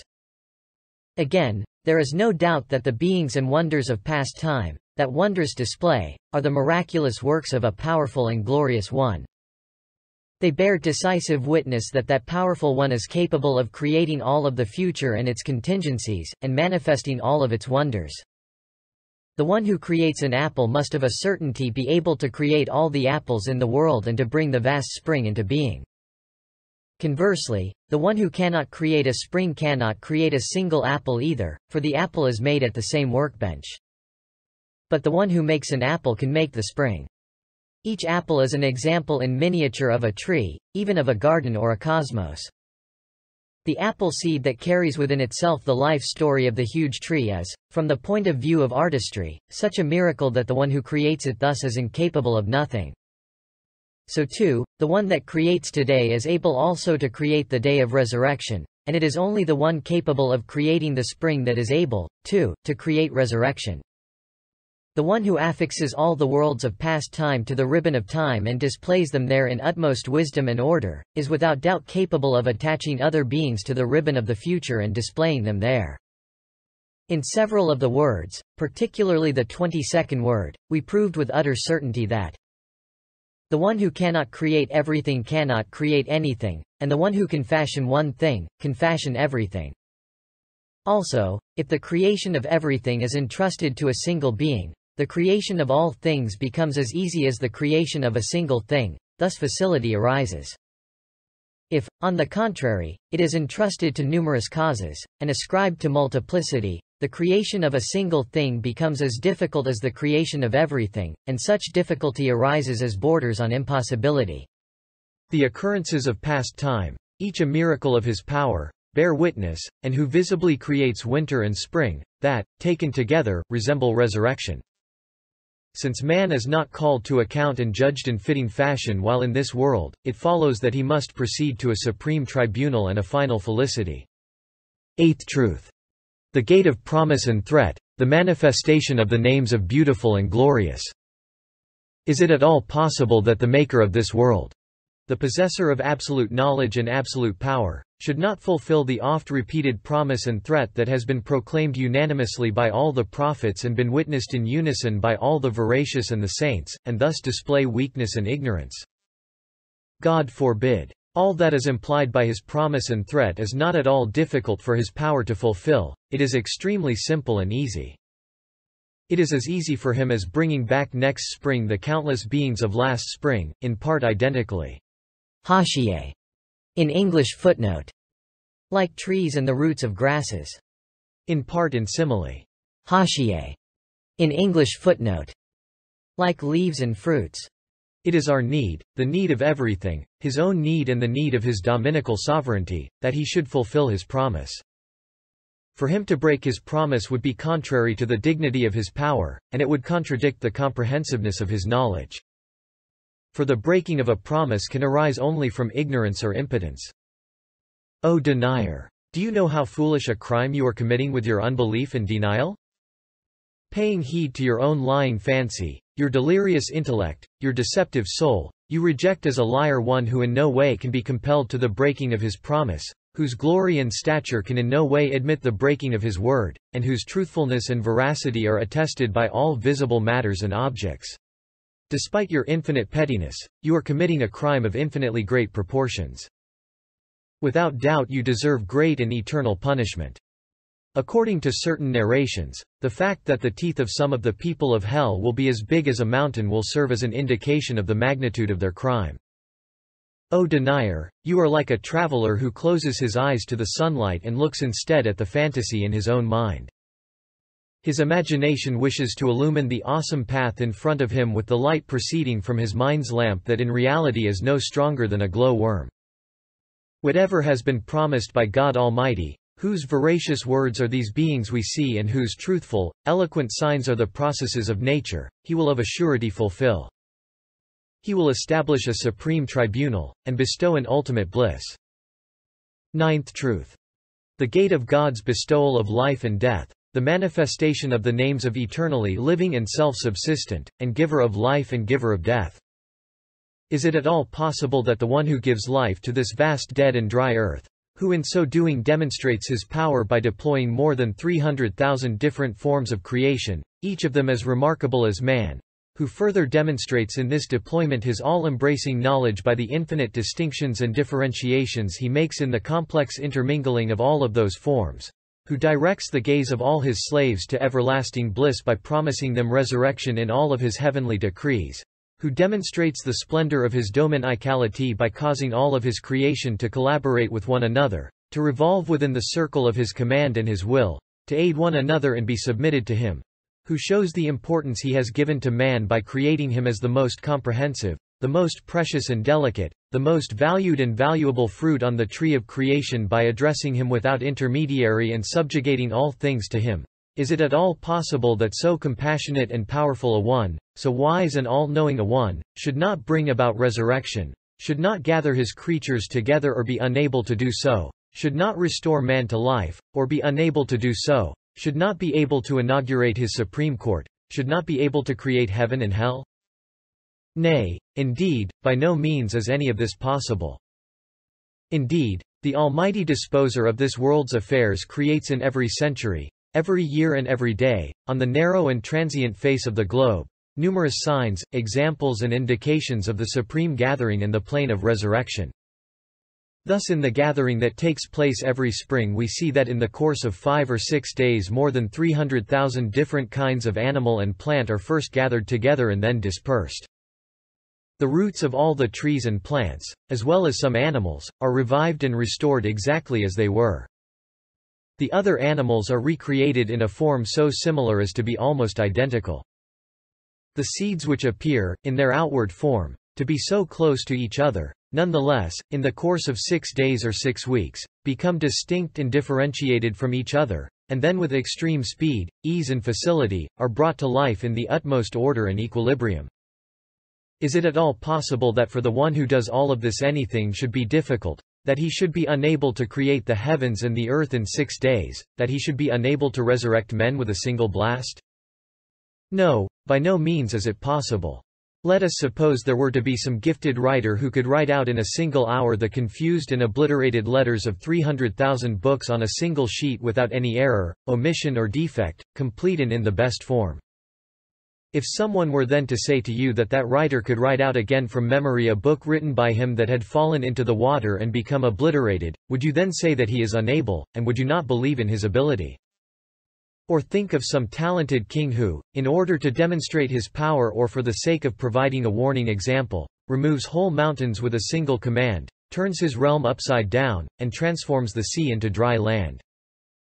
Then you see that a great rock rolls down into a valley, so that the path is blocked for guests traveling to attend the king's reception and they are unable to pass. If someone should say to you, that exalted one will remove or dissolve the stone, however great it may be, with a single command, he will not leave his guests stranded, would you then say that he will not remove the stone, or be unable to do so? Or if someone one day should gather together a great army, and you are then informed that he will summon its battalions together with a blast of the trumpet after they had dispersed to rest, and the battalions will form up in disciplined shape, would you respond by saying, I don't believe it? Were you to say any of these things, your behavior would truly be madness. If you have understood these three parables, now look further and see how the pre-eternal designer turns over in front of our eyes the white page of winter and opens the green pages of spring and summer. Then he inscribes on the page of the earth's surface, with the pen of power and destiny, in the most beautiful form, more than 300,000 species of creation. Not one encroaches upon another. He writes them all together, but none blocks the path of another. In their formation and shape, each is kept separate from the other without any confusion. There is no error in the writing. That wise and preserving one, who preserves and inserts the spirit of a great tree in the smallest seed, no bigger than a dot, is it permissible even to ask how he preserves the spirits of those who die? That powerful one who causes the globe to revolve like a pebble in a sling, is it permissible even to ask how he will remove this globe from the path of his guests who are traveling to meet him in the hereafter? Again, the one of glorious essence who from non-being recruits anew and inscribes into his battalions, with the command of, be, and behold it is, and with utmost discipline, the troops of all living things, the very particles of all of their bodies, and thus creates highly disciplined armies, is it permissible even to ask how he can make bodies submit to his discipline like a battalion, how he can gather together their mutually acquainted fundamental particles, and their component members? You can, moreover, behold with your own eyes, the numerous designs made by God as signs, similes and indications of resurrection, designs placed by him in every age and epoch of the world, in the alternation of day and night, even in the appearance and disappearance of clouds in the sky. If you imagine yourself to have been living 1,000 years ago, and then compare with each other the two wings of time that are the past and the future, then you will behold similes of the gathering and indications of resurrection as numerous as the centuries and days. If, then, after witnessing so many similes and indications, you regard corporeal resurrection as improbable and rationally unacceptable, know your behavior to be pure lunacy. See what the Supreme Decree says concerning the truth we are discussing. Look upon the signs of God's mercy, and see how he restores life to the earth after its death. Verily he it is who shall bring to life the dead, and he is powerful over all things. Quran, Surah 30, Ayat 50. In short, there is nothing that makes impossible the gathering of resurrection, and much that necessitates it.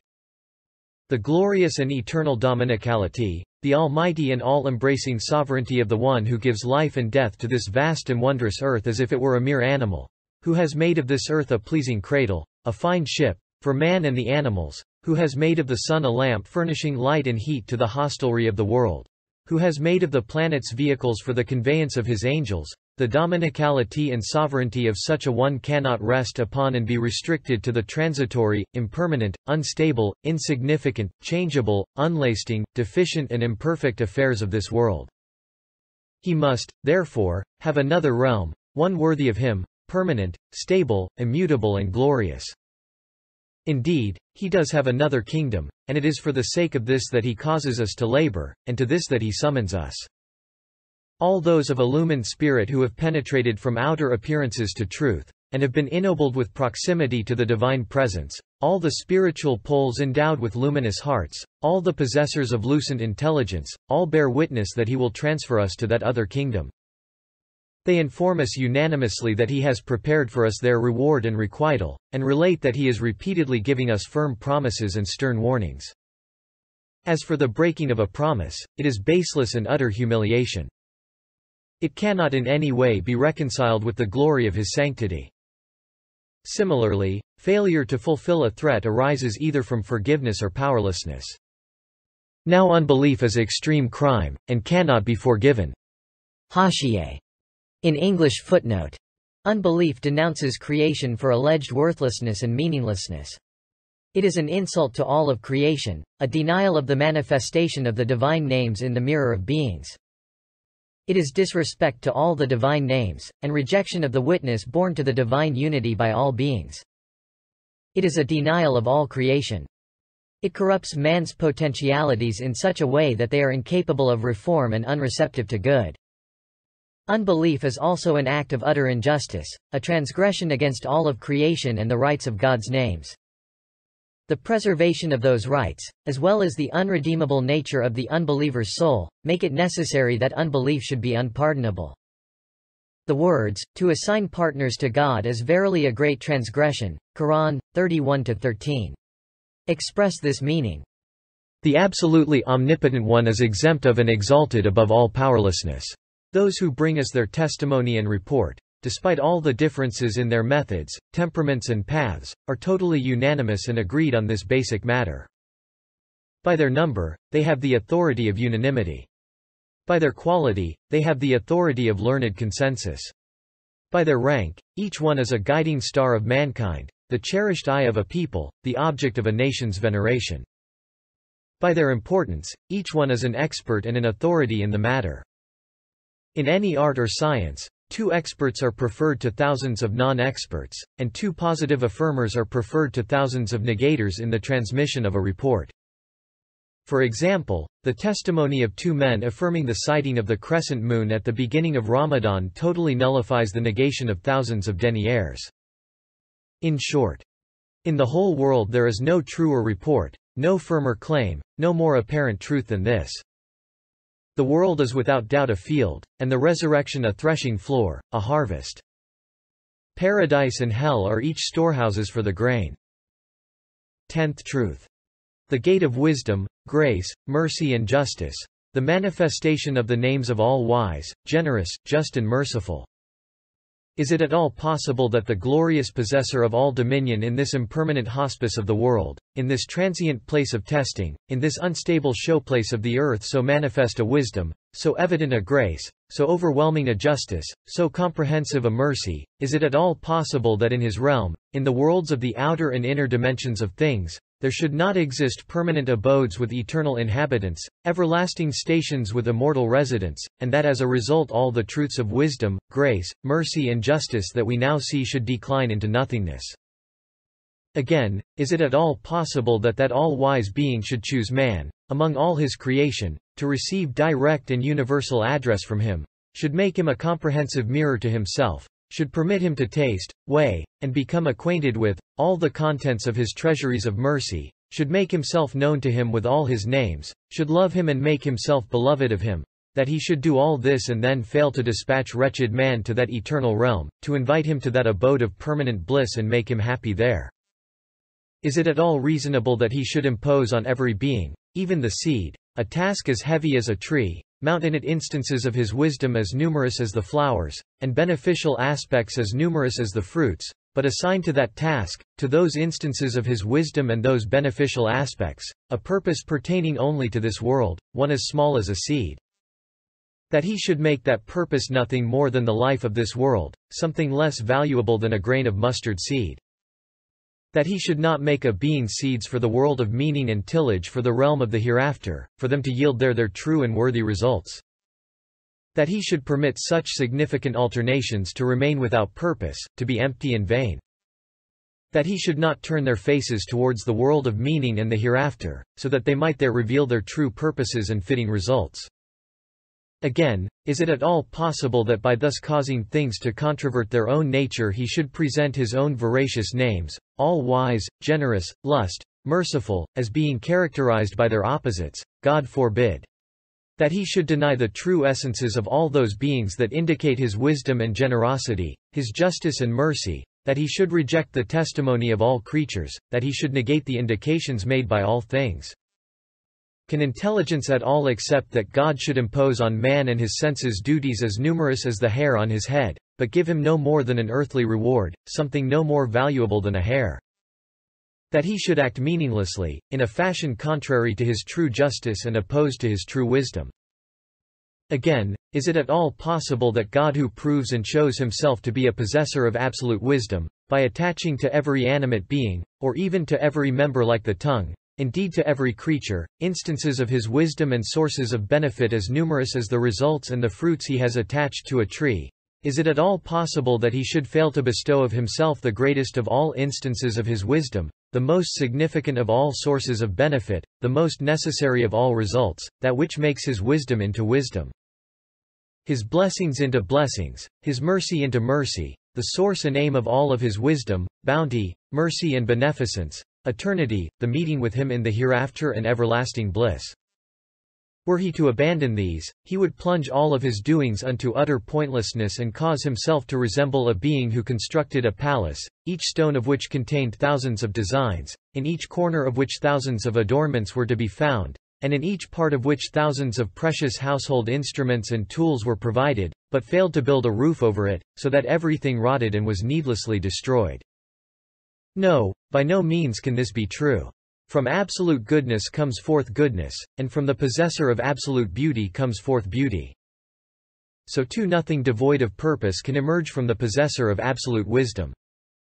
Whoever in his imagination embarks on the ship of history and sets sail for the past, will see dead stages, places, gatherings and worlds, as numerous as the years, and each like the stopping place that is the world, the field of trial, the gathering of creation, that we now see. In form and quality they are different from each other, but they resemble each other with respect to their orderliness, their wondrousness and the fashion in which they display the power and wisdom of the Maker. In those impermanent stopping places, those transient fields, those fleeting gatherings, he will also see the orderly workings of so manifest a wisdom, the indications of so evident a beneficence, the signs of so imperious a justice, the fruits of so comprehensive a mercy, that he will know of a certainty, unless totally devoid of perception, that a more perfect wisdom than that which he beholds is inconceivable, that a beneficence more beauteous than that the signs of which he observes is impossible, that a justice more glorious than that the indications of which he sees cannot exist, and a mercy more comprehensive than that the fruits of which he sees is unimaginable. If, to suppose the impossible, there were no permanent abodes, lofty mansions, everlasting stations and eternal abodes, with their eternal residents, God's joyous servants, in the realm of that eternal monarch who disposes all affairs and who constantly is changing the hospice and its inmates, then it would be necessary to reject the true essences of wisdom, justice, beneficence and compassion, those four powerful and universal spiritual elements that are like light, air, water and earth, and to deny their existence, even though they are as apparent as that of the external elements. For it is plain that this impermanent world and its contents cannot be a complete manifestation of their true essences.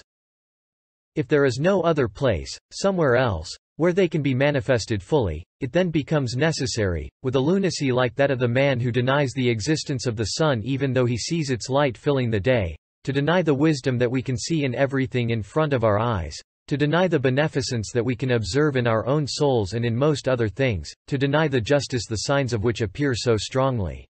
Haşiye. In English footnote. There are two varieties of justice, one affirmative, the other negative. The positive variety consists in giving the deserving his right. This form of justice exists throughout the world in the most obvious fashion, because, as proven in the third truth, it observably bestows, in accordance with special balances and particular criteria, all the objects of desire requested by everything from its glorious Creator with the tongue of innate capacity, the language of natural need, the speech of necessity, and all the requirements of life and existence. This variety of justice is, then, as certain as life and existence itself. The other variety of justice, the negative, consists in chastising the unjust. It gives wrongdoers their due by way of requital and punishment. This type of justice is not fully manifest in this world, even though there are countless signs and indications that permit us to sense its true nature.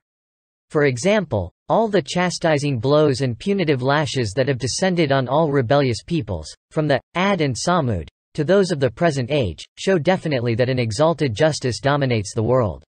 And to deny the compassion we see everywhere in operation. It follows in turn that we must regard as a foolish prankster, a treacherous tyrant, the one from whom proceed all the wise processes, the generous deeds and the merciful gifts we perceive in the universe. God forbid that this should be so, it is a totally impossible reversal of the truth. Even the foolish sophists, who denied the existence of everything and even that of their own selves, would not readily contemplate such a proposition.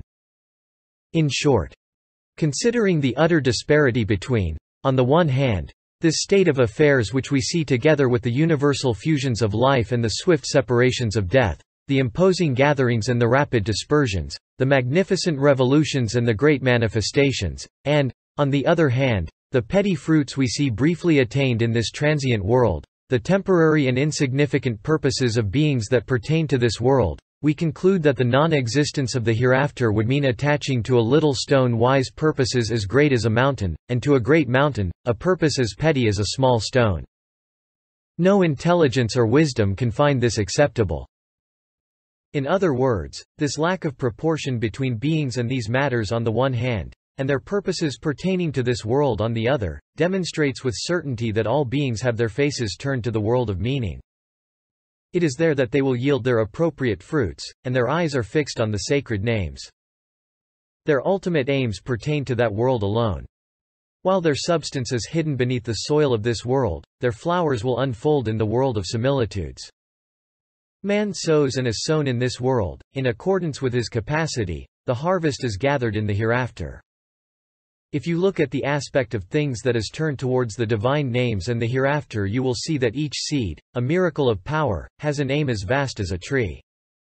Each flower, which is like a word of divine wisdom, has meanings as numerous as the flowers on a tree, and each fruit, a wonder of God's workmanship and a poem dictated by His mercy, has wise purposes as numerous as the fruits of a tree. As for the fruit serving us as sustenance, it is merely one out of those many thousand wise purposes. It fulfills its purpose, expresses its meanings, and dies, being buried in our stomach. Hashiye. In English footnote. If it be asked, why do your parables consist chiefly of flowers, seeds and fruits, our answer is that they are the most wondrous, remarkable and delicate of the miracles of God's power.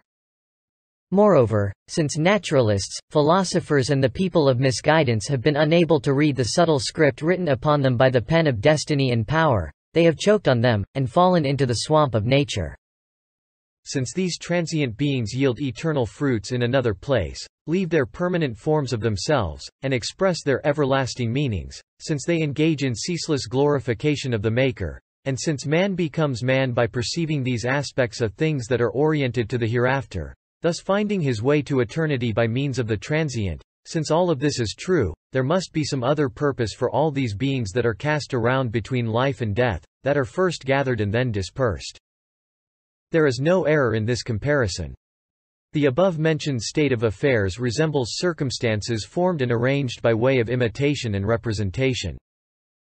Brief gatherings and dispersions are arranged at great expense merely for the sake of taking pictures that can thereafter be shown in the cinema.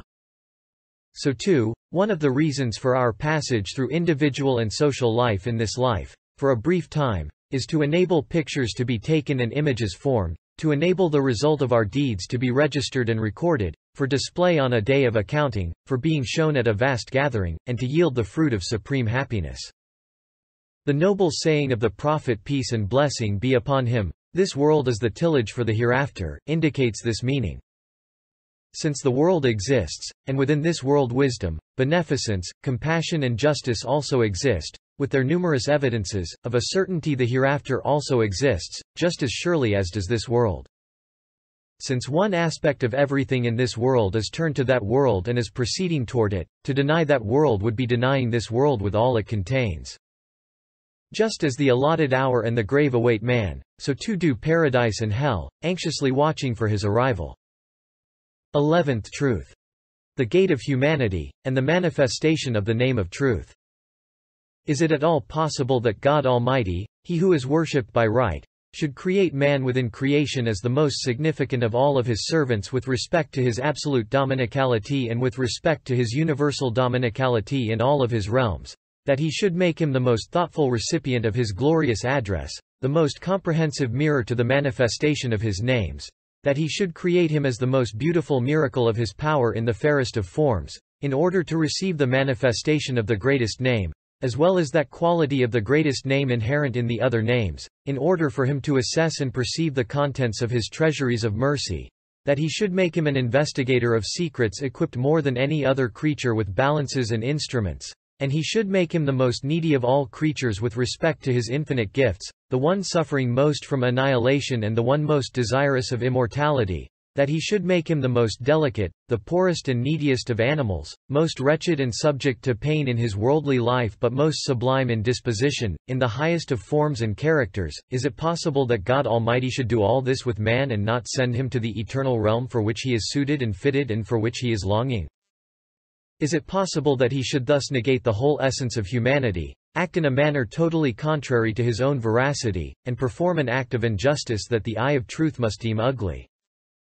Again, is it at all possible that he who rules justly, whose mercy is absolute, should bestow on man such a disposition that he took up the supreme trust, from which the heavens and mountains both shrank, in order to measure and know, with his slight and petty measures and crafts, the all-encompassing attributes, the universal workings, and the infinite manifestations of the Creator, that he should create him as the most delicate, vulnerable, weak and powerless of beings, while yet entrusting him with the regulation of all the vegetal and animal life upon earth, and causing him to intervene in their modes of worship and glorification of God, that he should cause him to be a representation in miniature of his cosmic processes, that he should cause him to proclaim his glorious dominicality to all beings, in word and deed, that he should prefer him to the angels and give him the rank of vicegerent. Is it at all possible that God should bestow all of this on man and not give him eternal bliss, the purpose, result and fruit of all of these duties? That he should cast him down to low degree, as the most wretched, ill-fortuned, humiliated and suffering of all his creatures, or that he should make of intelligence, a gift from his own wisdom and a most blessed and luminous tool for the attainment of happiness, an inauspicious and somber tool of torment for that wretch, thus acting in total contradiction to his absolute wisdom and in opposition to his absolute mercy? No, it is by no means possible. In short, just as we saw by looking at the identity papers of an officer in our comparison that his rank, duty, wage, instructions and equipment prove that he exists not for the sake of some temporary battlefield, but rather that he is proceeding to some permanent kingdom, for the sake of which he is exerting himself, so too those to whom truth and certainty have been unveiled are unanimously agreed that the subtleties inscribed in the book of man's heart, the senses written down in the notebook of his intellect, the equipment contained in his essential character, are all turned towards eternal bliss. They have been given to man and fashioned in accordance with this ultimate goal. For example, if one servant and illustrator of the intellect called the imaginative power is told that you can have 1,000,000 years of life and rule over the world, but in the end you shall become nothing, it will react with sorrow instead of pleasure, unless deceived by vain fancy and the interference of the soul. The greatest of transient things cannot, then, satisfy the smallest faculty of man. It is, then, this disposition of man, his desires extending to eternity, his thoughts that embrace all of creation and his wishes that embrace the different varieties of eternal bliss, that demonstrates he has been created for eternity and will indeed proceed to eternity. This world is like a hospice for him, a waiting room for the hereafter. 12th truth. The gate of messengerhood and revelation, and the manifestation of, in the name of God, the merciful, the compassionate. Is it at all possible that errant doubts, no stronger than the wing of a fly, could close the path to the hereafter and the gate to paradise that have been definitively opened by the most noble messenger, peace and blessings be upon him, with all of his might, relying upon the power of his 1,000 certified miracles as well as the thousands of decisive verses of the all-wise Quran, a book miraculous in 40 different ways, that messenger whose words are affirmed by all of the other prophets, relying upon their own miracles, whose claim is affirmed by all of the saints, relying upon their visionary and charismatic experiences, and to whose veracity all of the purified scholars bear witness, relying upon their investigations of truth. From the previous truths it has become apparent that resurrection is so firmly rooted a truth that not even a power capable of lifting up the globe, breaking it and casting it aside, could shake it. For God Almighty himself affirms this truth in accordance with the meaning of all his names and attributes. His noble messenger confirms it with all of his miracles and evidences. The all-wise Quran establishes it with all of its truths and verses, and the cosmos itself bears witness to it with all the creational signs it contains and all the wise processes that take place within it. Is it at all possible that the necessary being should unite with all of his creation excepting only the unbelievers on this question of resurrection, and doubts feebler than a whisker and satanic insinuations should shake and uproot that exalted and firmly rooted truth which resembles a mountain? No, by no means. Beware, do not imagine that the proofs of resurrection are restricted to the 12 truths we have mentioned. The all-wise Quran alone, that instructed us in these 12 truths, indicates thousands of other aspects of the matter as well, each aspect being a sign that our Creator will transfer us from this transient realm to an eternal one. Again, do not imagine that the divine names which logically require the existence of resurrection are only those we have discussed: wise, generous, merciful, just, preserver. On the contrary, all the divine names manifest in the ordering of the cosmos logically require the existence of resurrection, indeed make it imperative. Do not imagine, either, that the creational signs indicating resurrection are confined to those we have mentioned above. On the contrary, in the majority of beings, there exist different aspects and qualities that are like curtains opening to the right and the left. One aspect bears witness to the Maker, and the other aspect indicates resurrection.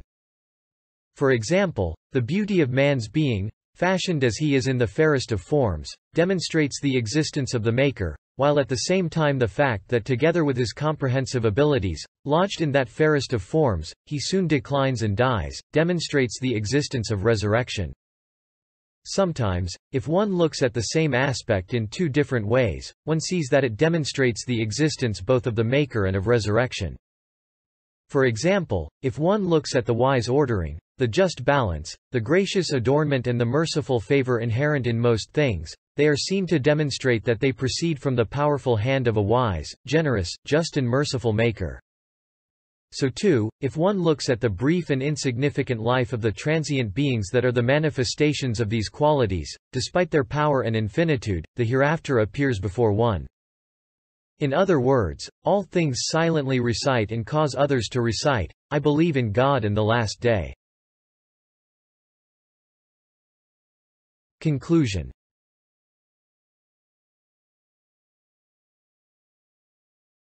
The preceding 12 truths confirm, supplement and support each other. Coming together in union, they demonstrate the required result. Does it lie in the capacity of any doubt to penetrate those 12 firm walls, each like steel or diamonds, in order to shake the belief in resurrection housed within their closed citadel? The verse, "Your creation and resurrection is but like a single soul." Quran, Surah 31, Ayat 28. Indicates the following meaning. The creation and resurrection of all men is as easy for God's power as the creation and resurrection of a single man. Yes, indeed. In a treatise entitled Nokta Point, I explained in detail the truth expressed by this verse. Here we will indicate only a summary by means of a few comparisons. If you want more detail, then refer to Nokta. For example, "And God's is the highest similitude." Quran, Surah 16, Ayat 60, and there is no error in the comparison. If the manifestation of the sun were in accordance with its own will, it could be said that the sun bestows its mystery of manifestation on numerous transparent objects with the same ease as on a single particle. In accordance with the mystery of transparency, the little pupil of a transparent particle is equal to the vast face of the ocean in receiving the reflection of the sun. In accordance with the mystery of order, it overturns a huge battleship with the same ease as a child turning over his toy boat with his finger. In accordance with the mystery of obedience, it causes a vast army to move with the same word that a commander uses to make a single infantryman move. In accordance with the mystery of equilibrium, let us imagine there to exist in space a balance so sensitive and at the same time so large that were 2 walnuts to be placed in its pans it would feel them, and be equally able to hold and to weigh 2 suns. If 2 suns of equal weight were placed in the pans of the scale, the same power, which causes one of the walnuts to be lifted up to the heavens and the other walnut to descend to the ground, will move these heavenly bodies with the same ease.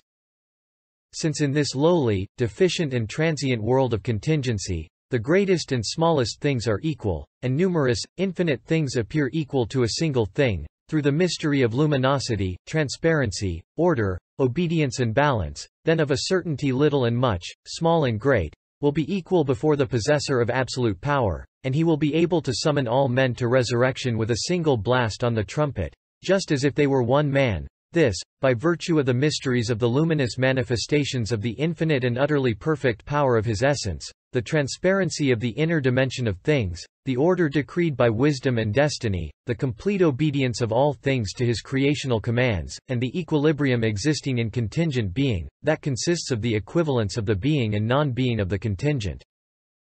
Furthermore, the degrees of strength and weakness that a thing possesses are determined by the intervention in that thing of its opposite.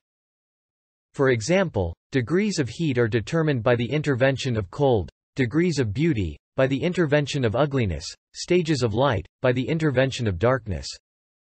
But if something exists of itself, and is not accidental, then its opposite cannot interfere with it, for then a union of opposites would logically have to occur, and that is impossible.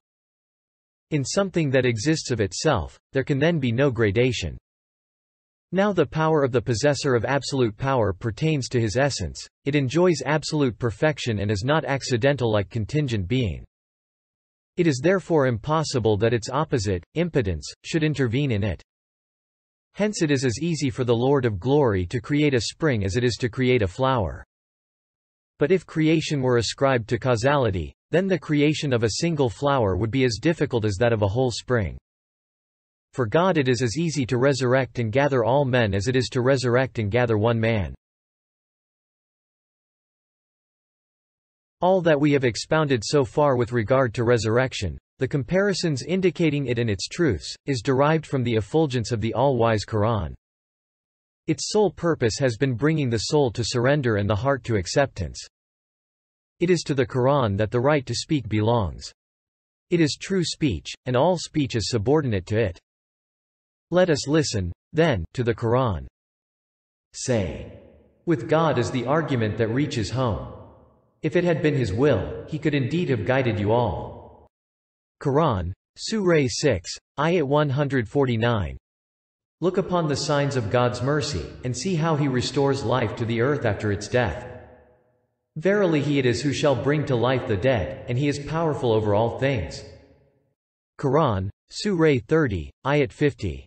And He makes comparisons for us, and forgets His own origin and creation. He says, who can give life to dry bones and decomposed ones at that? Surah 36, Ayat 78-79. O mankind, fear your Lord, for the convulsion of the hour of judgment will He a thing terrible. The day ye shall see it, every mother giving suck shall forget her suckling babe, and every pregnant female shall drop her load unformed. Thou shalt see mankind as in a drunken riot, yet not drunk. But dreadful will be the wrath of God.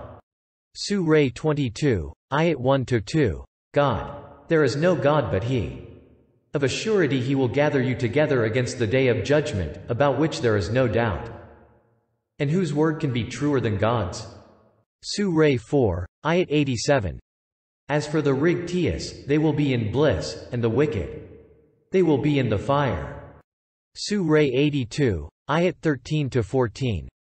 When the earth is shaken to her utmost convulsion, and the earth throws up her burdens from within, and man cries distressed, what is the matter with her?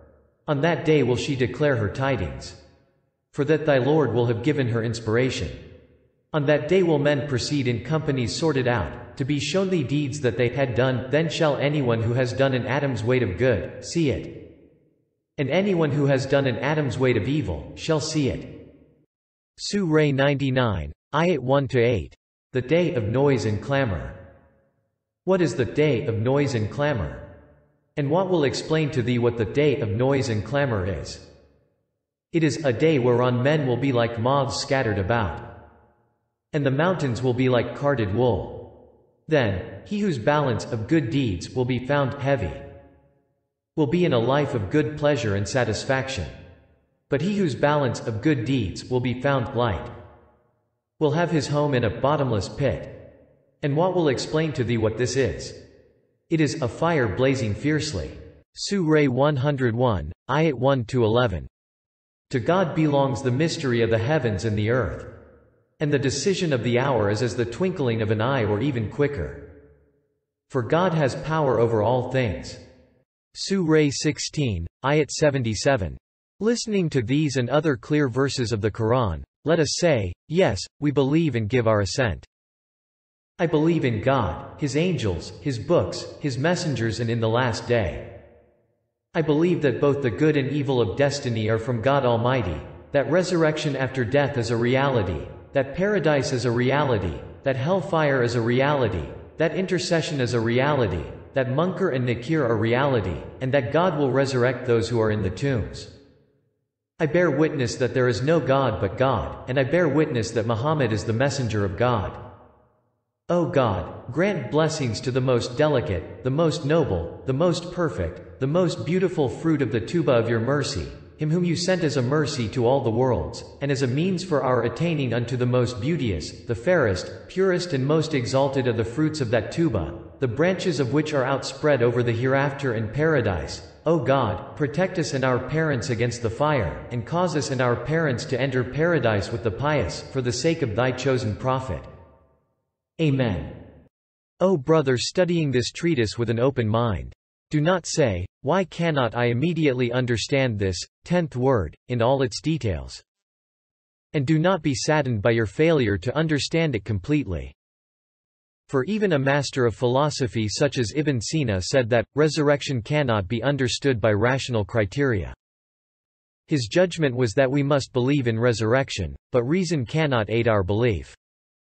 Similarly, all the scholars of Islam unanimously have held that resurrection rests entirely on traditional proofs, it cannot be rationally examined. Naturally, so profound, and at the same time, so exalted a path cannot suddenly become a public highway for the exercise of the reason. But we would offer 1,000 thanks that the merciful Creator has bestowed upon us this much of the path, by means of the effulgence of the all-wise Quran and His own mercy, in an age when belief by imitation is past and meek acceptance has disappeared. For the amount vouchsafed to each of us is enough for the salvation of our faith. Being content with the amount that we have been able to understand, we should reread the treatise and seek to increase our comprehension. One of the reasons that it is impossible to approach a rational understanding of resurrection is that since the supreme gathering, resurrection, is through the manifestation of the greatest name, only through beholding and demonstrating the great deeds evident in the maximum manifestation of the greatest name of God as well as His other names, is it possible to prove it as certain, and unshakably believe that resurrection is as simple as the spring. Thus do matters appear, and thus they are demonstrated in this 10th word, resurrection and the hereafter, by means of the effulgence of the Quran. Were it not for this effulgence, and were our intelligence to be left to its own petty devices, it would be powerless, and condemned to believing in resurrection by way of imitation.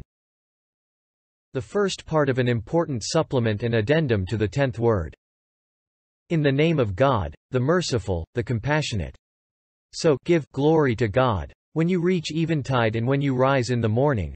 Yea, to Him He prays, in the heavens and on earth, and in the late afternoon and when the day begins to decline. It is He who brings out the living from the dead, and brings out the dead from the living, and who gives life to the earth after it is dead. And thus shall you be brought out from the dead. Among His signs is this, that He created you from dust, and then, behold, you are men scattered far and wide, and among His signs is this, that He created for you mates from among yourselves, that you may dwell in tranquility with them, and He has put love and mercy between your hearts. Verily in that are signs for those who reflect. And among His signs is the creation of the heavens and the earth, and the variations in your languages and your colors.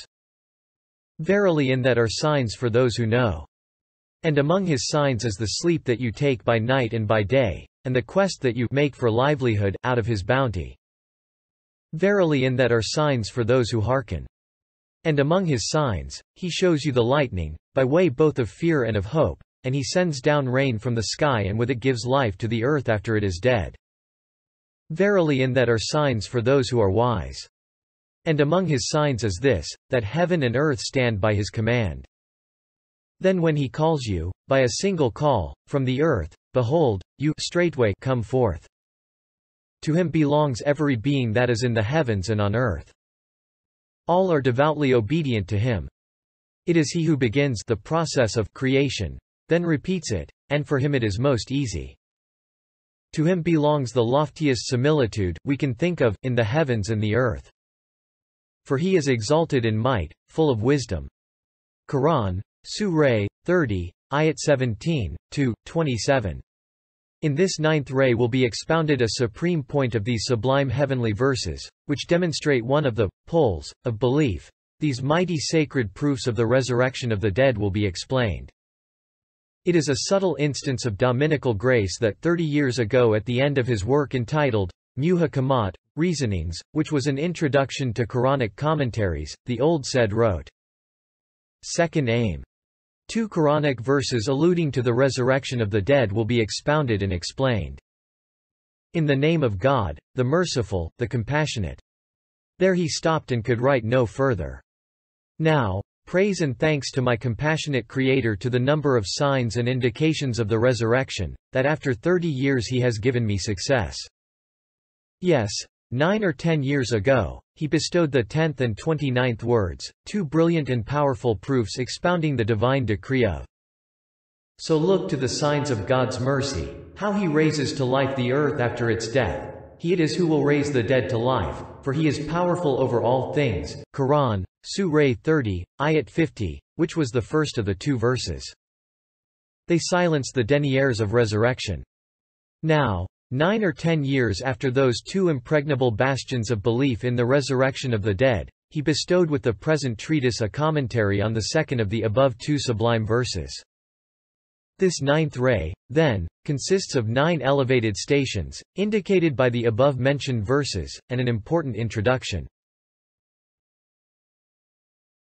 Introduction. This consists of 2 points comprising a concise explanation of one comprehensive result of the numerous spiritual benefits of belief in resurrection and of its vital consequences, a demonstration of how essential it is for human life and especially for the life of society, a summary of one universal proof out of numerous proofs of the tenet of belief in the resurrection, and a statement of how indubitable and self-evident is that tenet of belief. First point. We shall indicate, as a measure, only 4 out of hundreds of proofs that belief in the hereafter is fundamental to the life of society and to man's personal life, and is the basis of his happiness, prosperity, and achievement. The first. It is only with the thought of paradise that children, who form almost a half of mankind, can endure all the deaths around them, which appear to them to be grievous and frightening, and strengthen the morale of their weak and delicate beings. Through paradise they find hope in their vulnerable spirits, prone to weeping, and may live happily. For example, with the thought of paradise, one may say, "My little brother or friend has died and become a bird in paradise. He is flying around paradise and living more happily than us." The frequent deaths before their unhappy eyes of other children like themselves or of grown-ups will otherwise destroy all their resistance and morale, making their subtle faculties like their spirits, hearts, and minds weep in addition to their eyes. They will either decline utterly or become crazy, wretched animals. Second proof. It is only through the life of the hereafter that the elderly, who form half of mankind, can endure the proximity of the grave, and be consoled at the thought that their lives, to which they are firmly attached, will soon be extinguished and their fine worlds come to an end. It is only at the hope of eternal life that they can respond to the grievous despair they feel in their emotional childlike spirits at the thought of death. Those worthy, anxious fathers and mothers, so deserving of compassion and in need of tranquility and peace of mind, will otherwise feel a terrible spiritual turmoil and distress in their hearts, and this world will become a dark prison for them, and life even, grievous torment. Third proof. It is only the thought of hell-fire that checks the turbulent emotions of youths, the most vigorous element in the life of society, and their violent excesses, restraining them from aggression, oppression, and destruction, and ensuring that the life of society continues tranquilly. If not for fear of hell, in accordance with the rule, might is right, in pursuing their desires, those drunken youths would turn the worlds of the wretched weak and powerless into hell, and elevated humanity into base animality. Fourth proof. The most comprehensive center of man's worldly life, and its mainspring, and a paradise, refuge, and fortress of worldly happiness, is the life of the family. Everyone's home is a small world for him. And the life and happiness of his home and family are possible through genuine, earnest, and loyal respect and true, tender, and self-sacrificing compassion. This true respect and genuine kindness may be achieved with the idea of the members of the family having an everlasting companionship and friendship and togetherness, and their parental, filial, brotherly, and friendly relations continuing for all eternity in a limitless life, and their believing this. One says, for example, "My wife will be my constant companion in an everlasting world and eternal life. It does not matter if she is now old and ugly, for she will have an immortal beauty." He will tell himself that he will be as kind and devoted as he can for the sake of that permanent companionship, and treat his elderly wife lovingly and kindly as though she were a beautiful houri. A companionship that was to end in eternal separation after an hour or two of brief, apparent friendship would otherwise afford only superficial, temporary, feigned, anathis. One of the hundreds of results of belief in resurrection is connected with the life of society. If a comparison is made between the above four proofs out of the hundreds of aspects and benefits of this single consequence and the rest, it will be understood that the realization of the truth of resurrection, and its occurrence, are as certain as the elevated reality of humanity and its universal need. It is clearer even than the evidence for the existence of food offered by the existence of need in man's stomach, and tells of its existence even more clearly. And it proves that if the consequences of the truth of resurrection were to quit humanity, whose nature is extremely significant, lofty, and living, it would descend to being a corrupt corpse fed on by microbes. The sociologists, politicians, and moralists, who govern mankind and are concerned with its social and moral questions should be aware of this. How do they propose to fill this vacuum? With what can they cure these deep wounds? Second point. This explains in summary form a proof, one of many, proceeding from the testimony to the truth of resurrection of the other pillars of belief. It is as follows.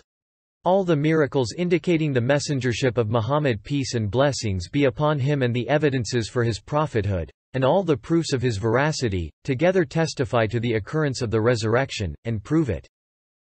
For after divine unity, everything he claimed throughout his life was centered on the resurrection of the dead. Also, all his miracles and proofs affirming, and making affirmed, all the previous prophets attest to the same truth. Also, the testimony of the phrase, and in his scriptures, which makes completely clear the testimony of the phrase, and in his prophets, testifies to the same truth. Like this. All the miracles, truths, and proofs proving foremost the veracity of the Quran of miraculous exposition, testify to and prove the realization and occurrence of resurrection. For almost a third of the Quran is about resurrection, and at the beginning of most of its short surahs are powerful verses about it.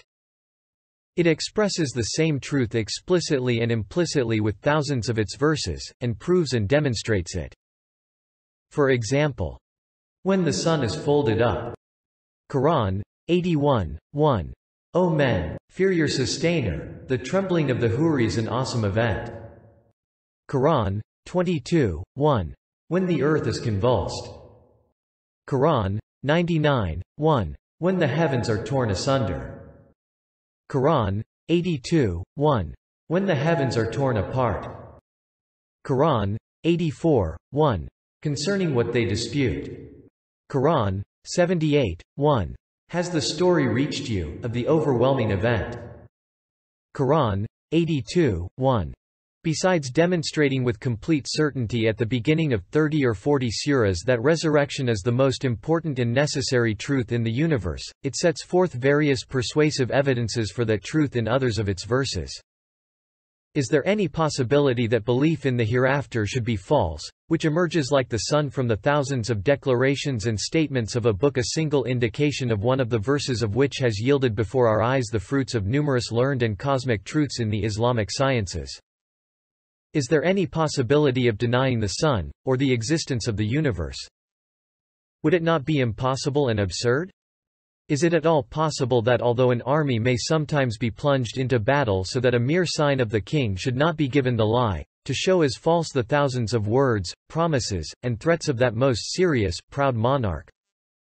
Is it possible that they should be false?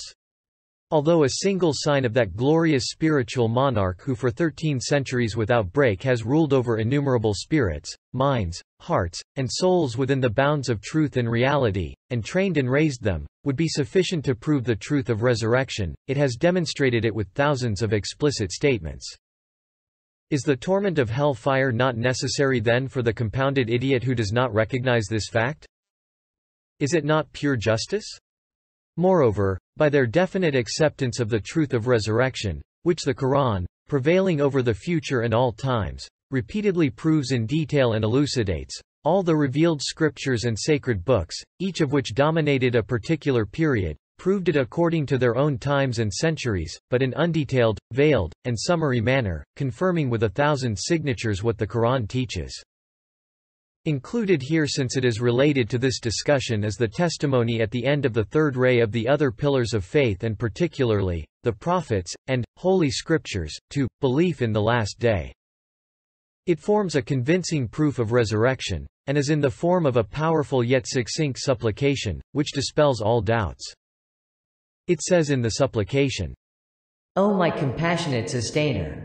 I have understood from the instruction of your noble messenger, peace and blessings be upon him, and the teaching of the Quran, that foremost the Quran and the Messenger, and all the sacred scriptures and prophets, have unanimously testified and pointed out that the manifestations of the names related to your beauty and glory, examples of which are to be seen in this world, will continue even more radiantly for all eternity, and that your bounties, samples of which are to be observed in this transitory world, will continue in the abode of bliss in more glittering fashion, and that those who long for them in this world will accompany them for all eternity.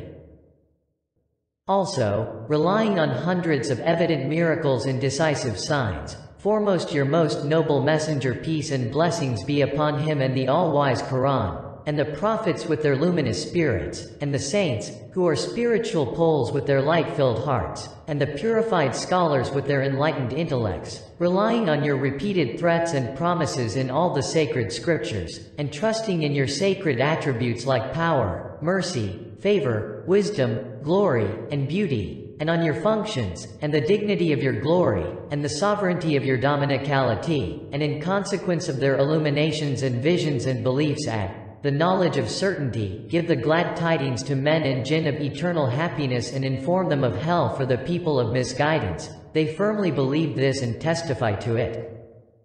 O all-powerful and wise one! O most merciful and compassionate! O munificent one, true to his promise! O all-compelling one of glory, one of dignity, grandeur, and wrath! You are utterly exempt from and exalted above giving the lie to so many loyal friends, and so many promises, and attributes and functions, and denying the certain demands of the sovereignty of your dominicality and the endless prayers and supplications of your innumerable acceptable servants, whom you love and who attract your love by assenting to you and obeying you. And you are exempt from confirming the denial of resurrection by the people of misguidance and unbelief, who through their disbelief and rebellion and denial of your promises, offend the magnificence of your grandeur and affront your dignity and glory and the honor of your Godhead, and sadden the compassion of your dominical ity. We declare your justice, beauty, and mercy to be exempt from such infinite tyranny, such ugliness.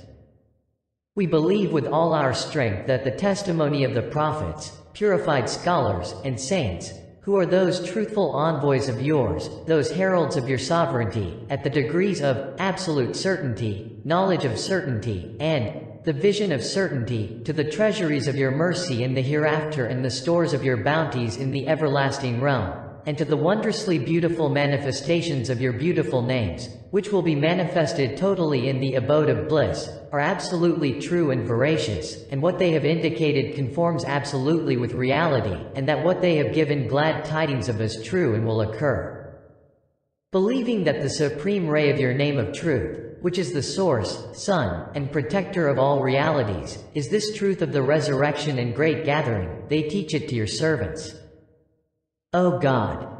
For the sake of what they teach and in veneration of it, grant us and all students of the Risale Nur, perfect belief and a happy death. And allow us to receive their intercession. Amen. Moreover, Just as all the proofs demonstrating the veracity of the revealed scriptures, and all the miracles and evidences proving the prophethood of God's beloved, peace and blessings be upon him, and of all the prophets, indirectly prove the reality of the hereafter, which is what they teach above all else, so most of the evidences for the existence and unity of the necessary existent testify indirectly to the existence and opening up of an eternal realm of bliss, which will be the supreme manifestation of dominicality and divinity. For as is explained and proved in the following paragraphs, both the existence of the necessarily existent one, and most of his attributes, functions and names, like dominicality, Godhead, mercy, grace, wisdom, and justice, necessitate the hereafter with the utmost certainty, and demand an eternal realm and the resurrection of the dead and last judgment for the granting of reward and punishment. Since there is a pre-eternal and post-eternal God, most certainly there is the hereafter, the everlasting means of the sovereignty of his Godhead.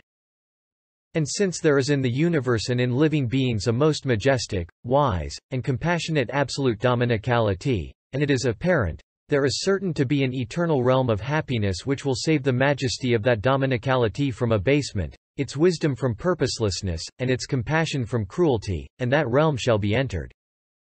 And since the unlimited bestowals, bounties, favors, gifts, and instances of grace and mercy which are to be seen, show to minds that are not extinguished and hearts that are not dead that behind the veil of the unseen is one all-merciful and compassionate, surely there is an immortal life in an eternal realm which will save the bestowal from mockery, the bounties from deception, the favors from enmity, the mercy from torment, the grace and gifts from treachery, and will make the bounties bounty and the bestowal bestowal.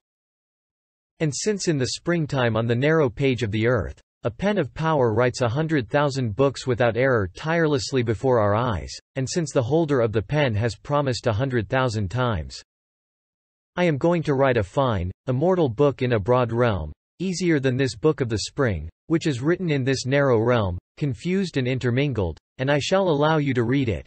He mentions the book in all his decrees. Certainly, the main part of the book has been written, and with the resurrection and last judgment its footnotes shall be added, and all the notebooks of people's actions shall be recorded in it.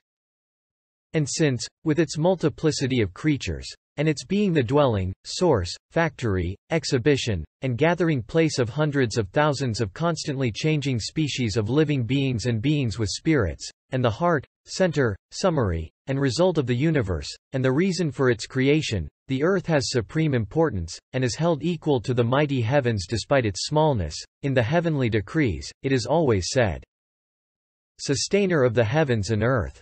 And since there is man, who rules over the earth, which is thus, has disposal over most creatures, and subjects most living beings gathering them around himself, and so orders, displays, and gathers each remarkable species together in one place like a list, adorning them, that he attracts not only the attention and admiration of men and jinn, but of the dwellers of the heavens and the universe, and the appreciative gaze of the universe's owner, thus gaining great importance and high worth, and who shows through his sciences and arts that he is the purpose of the universe's creation, and its most important result, and most precious fruit, and vicegerent of the earth, and who because with respect to this world, he has ordered and displayed excellently the miraculous arts of the world's maker, is left in this world despite his rebellion and disbelief, and whose punishment is postponed, and because of this work of his, whose term is prolonged and is allowed success.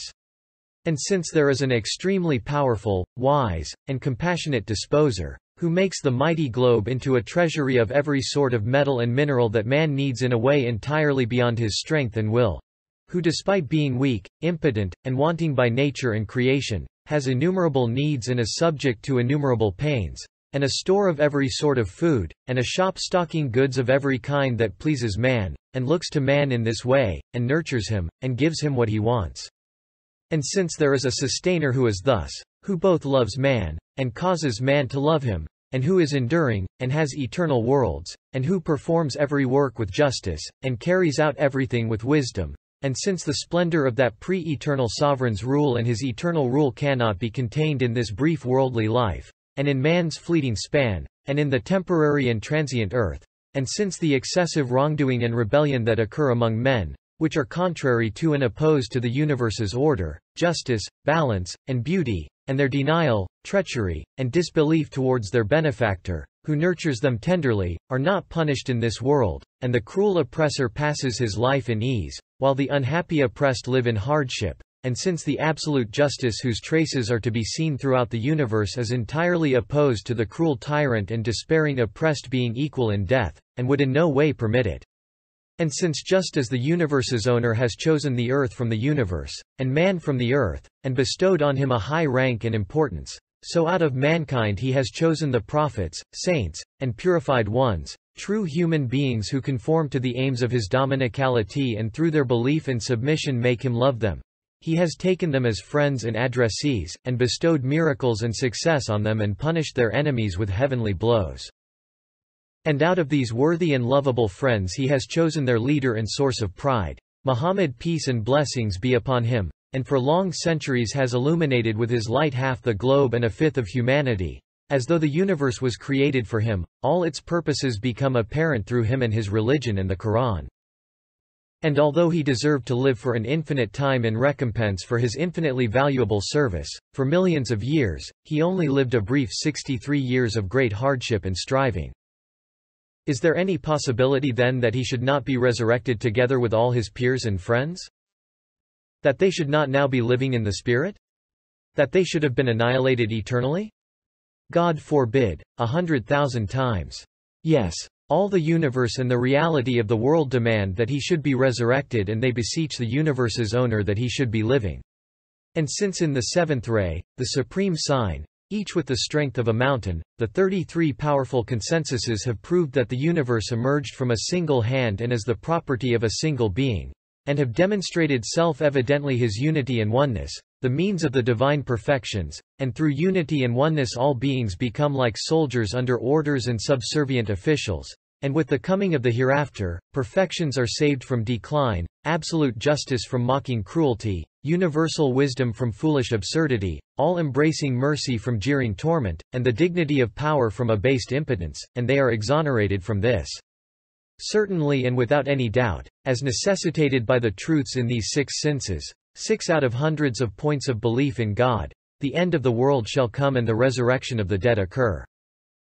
Abodes of reward and punishment shall be thrown open so that the above-mentioned importance of the earth, and its centrality, and man's importance and value shall be realized, and the above-mentioned justice, wisdom, mercy, and sovereignty of the all-wise disposer, who is the creator of the earth and of man, and their sustainer, shall be established, and the true and yearning friends of that eternal sustainer shall be saved from eternal annihilation, and the most eminent and worthy of those friends receive the recompense for his sacred services, which have made all beings pleased and indebted, and the perfections of the eternal sovereign should be exempted and exonerated from all fault and deficiency, and his power from impotence, and his wisdom from foolishness, and his justice from tyranny. In short, since God exists, so does the hereafter certainly exist. Moreover, just as with all the evidences that prove them, the above 3 pillars of belief testify to and indicate resurrection, so do the 2 pillars, and in the angels, and in divine determining, that both the good of it and the evil of it are from God Almighty, also necessitate resurrection and testify in powerful fashion to the eternal realm. It is like this. All the evidences proving the existence of the angels and their duties of worship, and innumerable observations of them and conversations with them, prove indirectly the existence of the spirit world, and the world of the unseen, and the eternal realm and world of the hereafter, and the existence of an abode of happiness and paradise and hell, which in the future shall be populated with men and jinn. For with divine permission, the angels can see these worlds and enter them. And all the high-ranking angels who meet with humans, like Gabriel, tell unanimously of the existence of these worlds and of their traveling round them. Just as we are certain, due to the information of those coming from there, that the continent of America exists, although we have not seen it, so due to information about the angels, which has the strength of 100-fold consensus, we should believe in the existence of the world of eternity, the realm of the hereafter, and paradise and hell with the same certainty. And thus we do believe in it. Furthermore, all the evidences proving the pillar of belief in divine determining, included in the treatise on divine determining, the 26th word, prove indirectly the resurrection of the dead, the balancing of deeds on the supreme scales, and the publishing of the pages of deeds. for the recording before our eyes of the appointed courses of all things on the tablets of order and balance, and the inscribing of the life stories of all living beings in their faculties of memory, and the transcribing of the notebooks of deeds of all beings with spirits, and especially men, on the preserved tablet, such a comprehensive determining and wise apportioning and precise recording and preserving inscription could surely only be the result of a general judgment in a supreme tribunal set up to mete out permanent reward and punishment. That comprehensive and precise recording and preservation would otherwise be completely meaningless and purposeless, and contrary to wisdom and reality. Also, if there was no resurrection, all the certain meanings of the book of the universe, written with the pen of divine determining, would be nullified, which is completely impossible. It is as impossible as denying the universe's existence, indeed, is a delirium. In short, the 5 pillars of belief demand with all their evidences the occurrence of the resurrection and last judgment, and their existence, and the existence and opening up of the realm of the hereafter, and they testify to these and necessitate them. Thus, it is because there are such vast and unshakable supports and proofs of the resurrection, completely in conformity with its vastness, that almost 1/3 of the Quran of miraculous exposition is formed by resurrection and the hereafter, and it makes it the basis and foundation stone of all its truths, and constructs everything on it. Second part of the addendum. The first of 9 stations comprising the 9 levels of proofs of resurrection miraculously indicated in the following verse. Glory be to God in the evening and at daybreak, and praises His in the heavens and earth, at nightfall and when the day begins to decline. It is He who brings forth the living from the dead, and brings forth the dead from the living, and gives life to the earth after its death. Thus, too, will you be brought forth. Quran 30-17-19. The manifest proof and brilliant evidence of God's decree concerning resurrection contained in this verse will now be expounded and set forth, God willing. Hashiyah. In English Newtfoot. The whole station has not yet been written and has been included here because of the relevance of the topic of life to resurrection.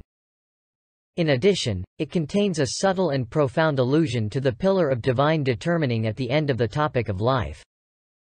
In connection with the 28th property of life, it was explained that life looks upon the 6 pillars of faith and proves them. It contains a series of indications of their truth.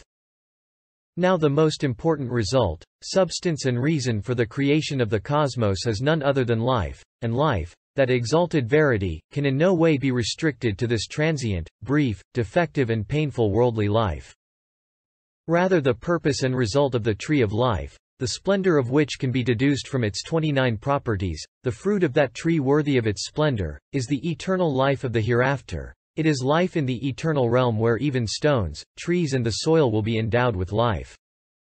Otherwise, it will follow that the tree of life, so plentifully decked out with significant instruments, yields no fruit, benefit or truth for animate beings, especially man, and man who in his substance and faculties is 20 times superior to the sparrow and is indeed the most important and elevated of all creation, will fall to a degree 20 times lower than that of the sparrow. With respect to the felicity of his life, he will be the most unfortunate and humiliated of wretches. Similarly, intelligence, the most precious of gifts for man, will wound his heart through constant reflection of the pains of the past and the fears of the future. It will mix 9 pains with every pleasure and thus become a disaster to man. Now this is false to the 100th degree. The life of this world thus proves decisively the pillar of faith that is belief in the hereafter and displays to our eyes every spring more than 300,000 specimens of resurrection. Is it at all possible that an all-powerful agent who promptly supplies and provides, with wisdom, solicitude and mercy, all the instruments and tools needed for your life, in your body, your garden and your homeland, who hears and answers the private and particular prayer made for sustenance by your stomach, for the sake of its life and survival, who shows his acceptance of that prayer by means of numerous delicious foods, is it at all possible that such a being should not be aware of you or hear you, that he should not provide you with the means of life eternal, the greatest purpose of the human species? Is it possible that he should not accept the greatest, most significant, most worthy and most universal prayer for eternity of the human species by establishing eternal life and creating paradise? Is it possible that he should not heed the universal and insistent prayer of the human species, the most important creature in the cosmos, the monarch of the earth, a prayer that resounds throughout heaven and earth, and not pay it the same attention, or grant it the same gratification, as a little stomach? Is it possible that he should thus cause his perfect wisdom and infinite mercy to be denied? No, 100,000 times no. Again, is it at all possible that he should hear the most secret voice of the most minute of beings, remedy its pain and succor its plaint, that he should nourish it with the utmost care and consideration and cause creatures greater than itself to serve it? Is it at all possible that he should do all of this and not hear the thunderous cry of life, the greatest, most precious, most eternal and most delicate form of life?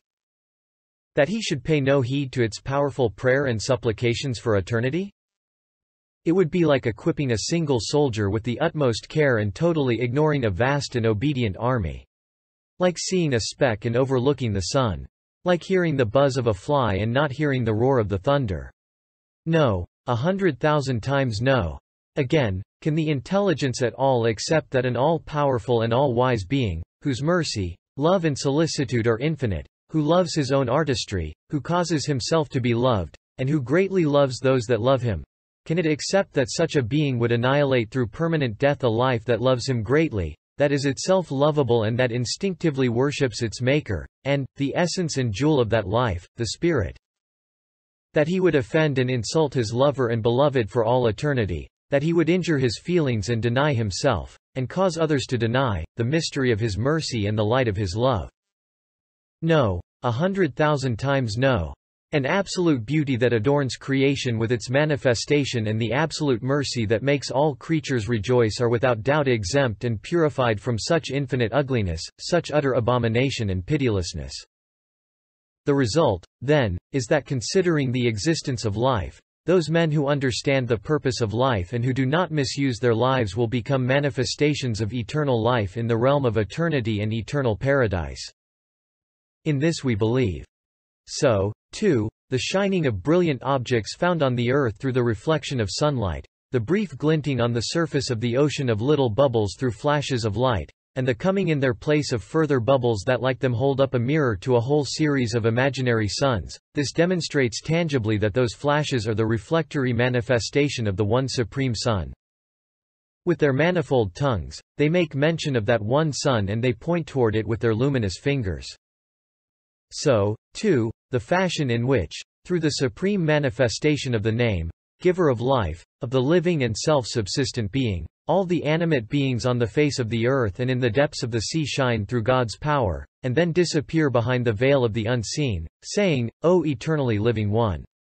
In order to make room for those that follow them, this represents a series of testimonies to and indications of the life and necessary existence of the living and self-subsistent being.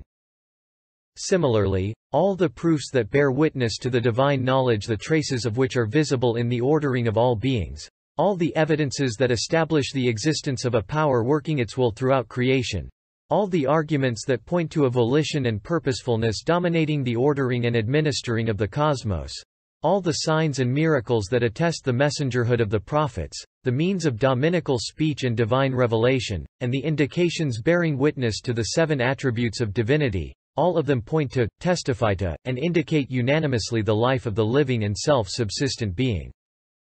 For if the faculty of vision is present in a thing, there must also be life. If there is hearing, this too is a sign of life. If there is speech, this also points to the existence of life. Similarly, attributes the existence of which is proven and self-evident by virtue of their traces throughout the cosmos, attributes such as absolute power, all-embracing will, and comprehensive knowledge, bear witness with all of their proofs to the life and necessary existence of the living and self-subsistent being. They attest his everlasting life, one shadow of which is enough to illumine the whole of the cosmos, and one manifestation of which suffices to give life to the hereafter, together with all of its particles. The divine attribute of life is also connected with the pillar of belief in the angels, and proves it by way of indication. For the most important of all goals of the cosmos is life, and animate beings constitute the most widespread form of creation, with its specimens multiplied on account of their value, they constantly animate the hospice of this world with the coming and going of their caravans. Further, the globe, which is filled with so many species of animate beings, is being constantly emptied and refilled as these various species are renewed and multiplied, and animate beings are created in multiplicity even in the vilest and most corrupt substances, so that there is, as it were, a constant resurrection of microbes.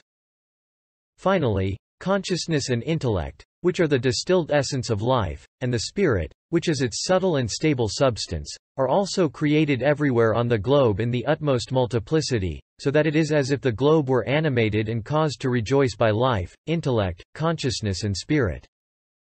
If we take into consideration all of the foregoing, it is totally impossible that the heavenly bodies, which are subtler, more luminous, greater and more significant than the globe, should be dead, rigid, lifeless, and dumb.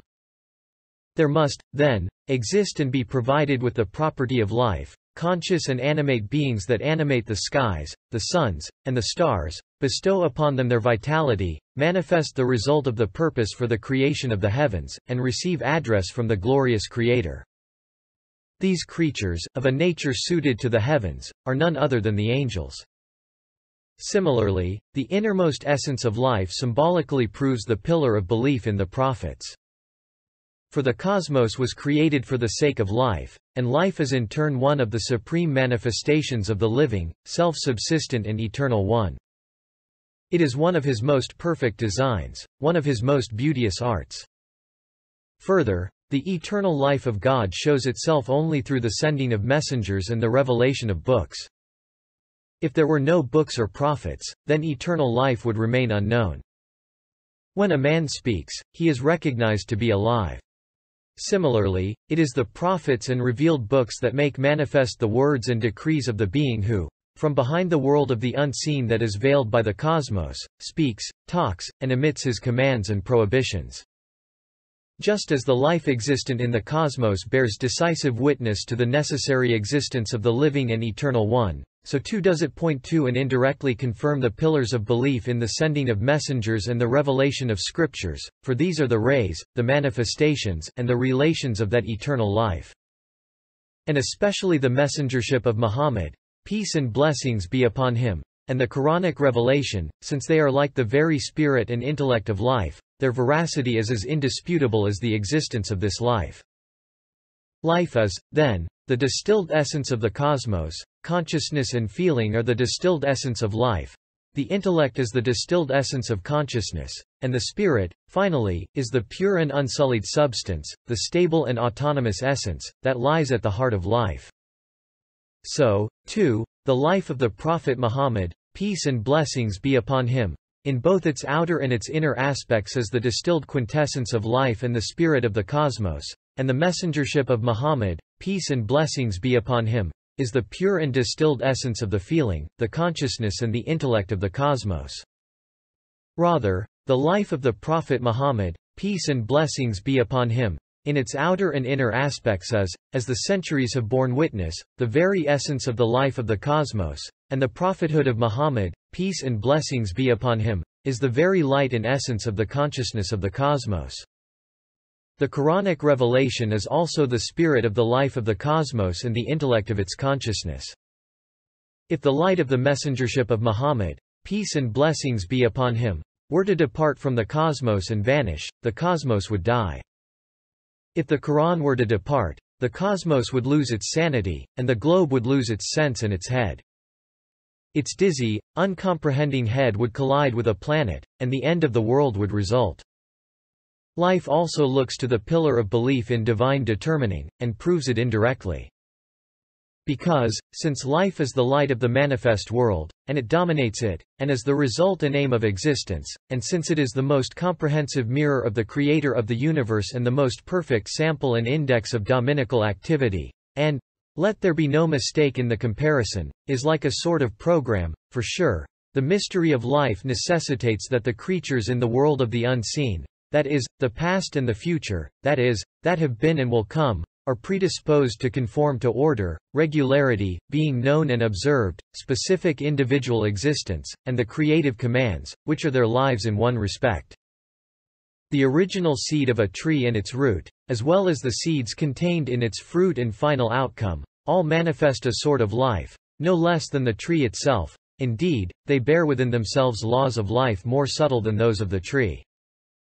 Similarly, the seeds and roots left by last autumn, before the present spring, as well as the seeds and roots that will be left to subsequent springs after this spring has departed, they all bear the manifestations of life, just like this spring, and are subject to the laws of life. In just the same way, all the branches and twigs of the cosmic tree each have a past and a future. They have a chain consisting of past and future stages and circumstances.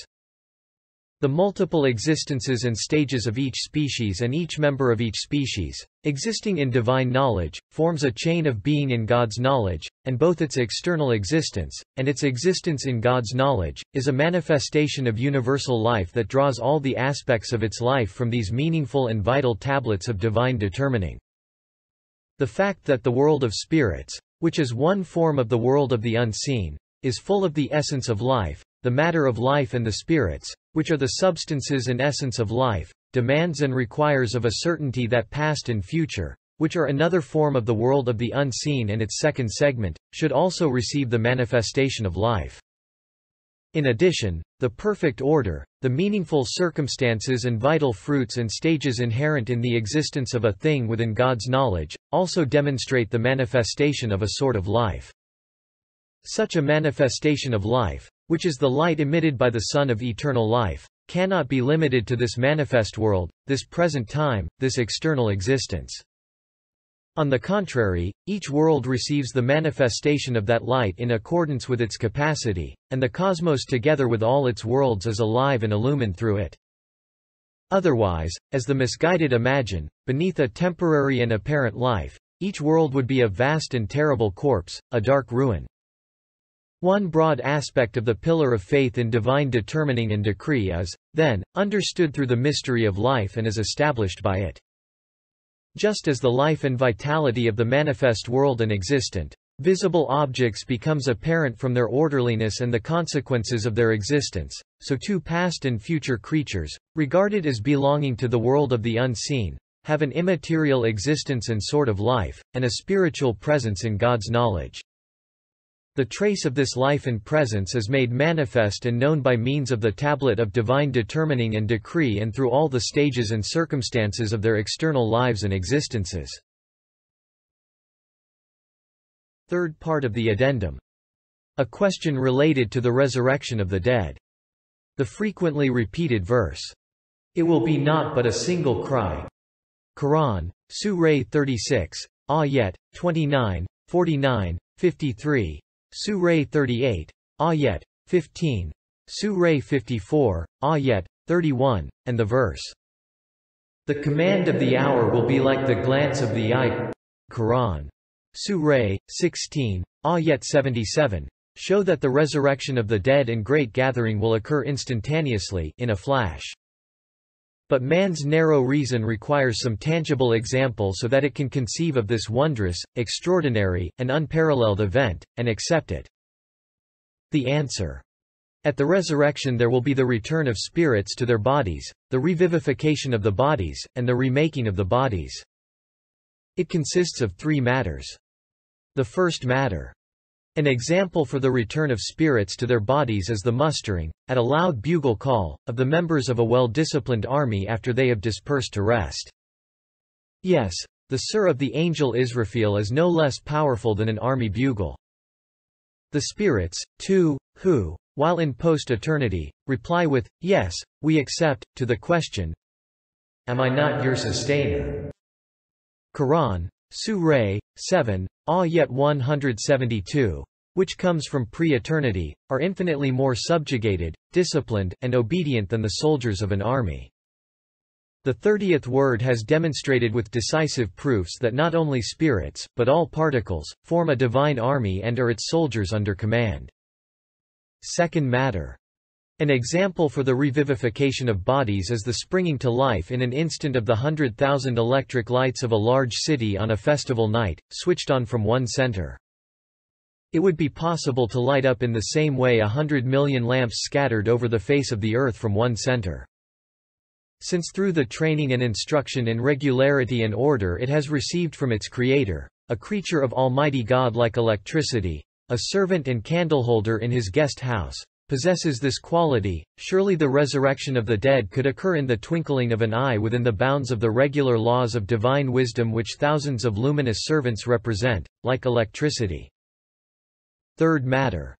An example for the remaking of bodies instantaneously is the perfect remaking within a few days of all the trees in the spring, which are far more numerous than all humanity, together with all their leaves, in exactly the same way as those of the previous spring, and the bringing into being, again like those of previous springs, all the blossoms, fruits and leaves of the trees with the speed of lightning, and the sudden awakening of the uncountable numbers of seeds, grains, and roots, which are the source of the spring, and their unfolding and being raised to life, and reflecting the meaning of resurrection after death, the sudden raising to life at a command of the upright skeleton-like corpses of the trees, and the reanimation of the innumerable members of all species of small animals, and the revivification of all the sorts of flying insects, particularly those which, continually cleaning their faces, eyes, and wings, remind us of our ablutions and cleanliness, and caress our faces, the resurrection and remaking of all the members of this tribe within a few days every spring before our very eyes together with all the other species, despite being greater in number than all mankind since the time of Adam, provides not one example of the remaking of all human bodies at the resurrection, but thousands. Yes, since this world is the realm of wisdom and the hereafter the realm of power, numerous divine names like All-Wise, Arranger, Disposer, and Nurturer, and Dominical Wisdom, require that the creation of things in this world is gradual and in the course of time.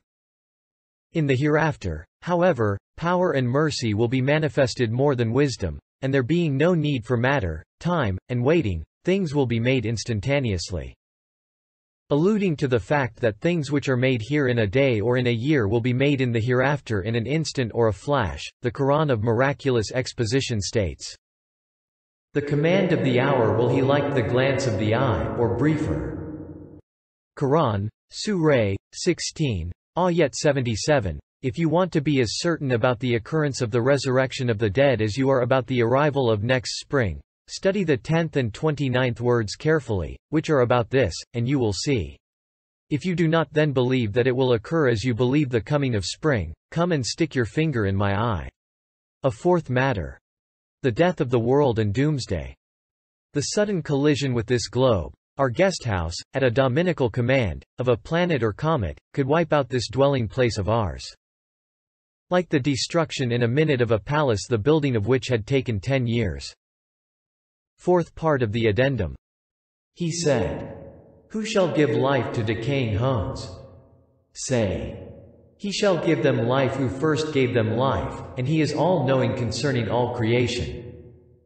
Quran, Surah 36, Ayat 78. As was illustrated in the third comparison in the 9th truth of the 10th word, some personage may one day summon together before your eyes a great army. If someone were then to say, that personage is able to call together the troops in his army, who had dispersed to take rest, and assemble them again in battalions, and you were to say, I don't believe it, you know well how lunatic would be your denial. So too, an all-powerful and all-knowing being who out of nothing recorded and put in place, with the command of, be. And it is, all the particles and subtle aspects of the bodies of all animals and other animate beings, as if they were an army with the utmost orderliness and wise equilibrium, and who creates each century, or rather each spring, the hundreds of thousands of different species and groups of animate beings that populate the face of the earth, each like an army. Such a being can gather together, with one blow on the trump of Israfil, all the fundamental particles and original components that enjoy mutual acquaintance through joint submission to the order of the body that corresponds to a battalion. Were you to say, how can this be? Or consider it unlikely, it would be idiotic lunacy.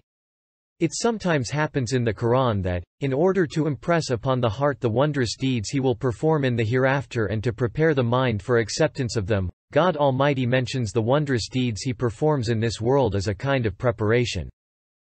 Alternatively, he may sometimes mention the wondrous deeds he will perform in the future and the hereafter in such a fashion that we are convinced of them by analogy with the similar deeds we observe in this world. One example is furnished by the verse, Has not man seen that we created him from a drop of sperm? And then he becomes an open disputer. Quran, Surah 16, Ayat 4. And the remaining verses of the same surah. The all-wise Quran thus proves the question of resurrection in 7 or 8 different forms. It first directs man's attention to his own origins.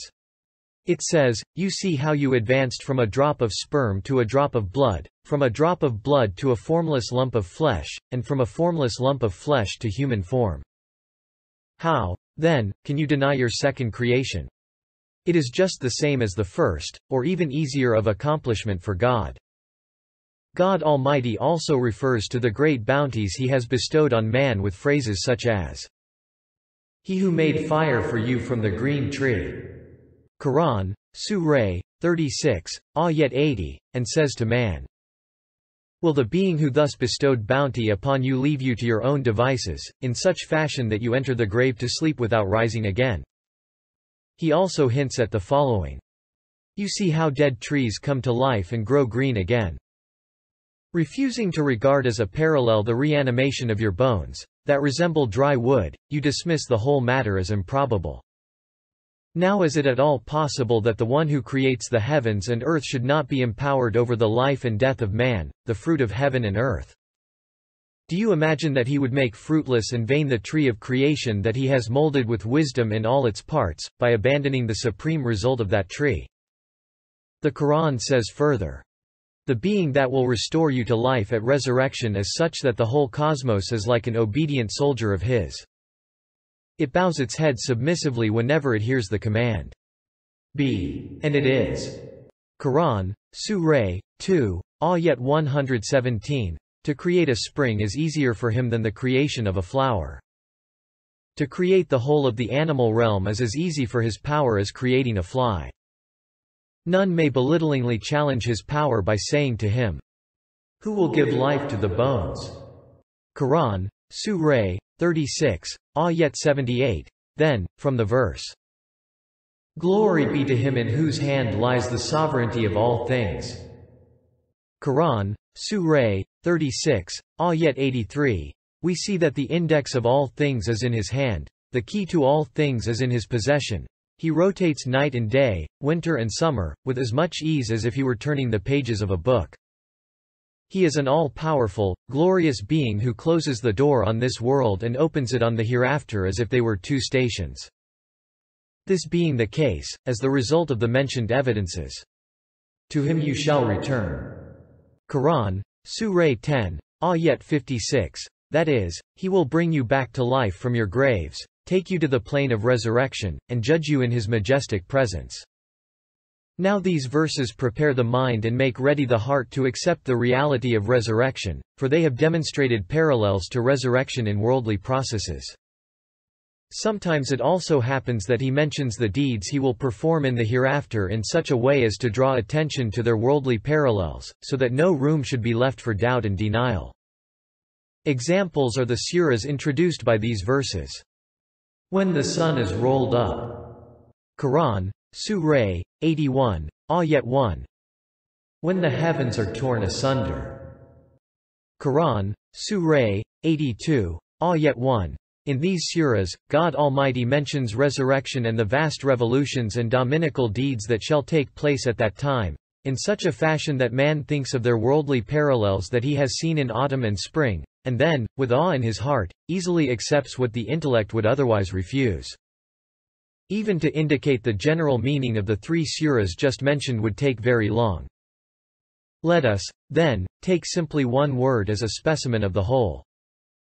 With the words, "When the pages are spread out." Quran, Surah 81, Ayat 10, God Almighty expresses the following. Upon resurrection, everyone's deeds will be revealed on a written page. This appears to be very strange, and totally beyond the reach of reason. But as the surah indicates, just as the resurrection of the spring is a parallel to other matters, so too the spreading out of pages has a very clear parallel. Every fruit-bearing tree, every flowering plant has its deeds, actions and functions. It performs a certain kind of worship, depending on the fashion in which it glorifies God through the manifestations of his names. Now all of its deeds and the record of its life are inscribed in all the seeds that are to emerge next spring in another plot of soil. With the tongue of shape and form, the seeds make eloquent mention of the origins of those deeds, and spread out the page of deeds together with branch, twig, leaf, flower and fruit. He who says, "When the pages are spread out," is the same being that performs, before our eyes, these wise, preserving, nurturing and subtle acts. Note to compare other matters with this by analogy, and deduce the truth if you have the capacity. Let us aid you with the following. The verse, "When the sun is folded up," refers to a brilliant similitude and hints at its parallel.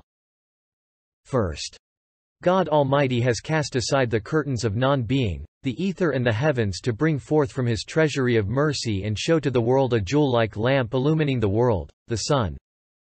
After closing the world, he will wrap that jewel again in his veils and remove it. Second, the sun may be depicted as an official entrusted with the task of distributing the commodity of light over the globe, and causing it and darkness to succeed each other.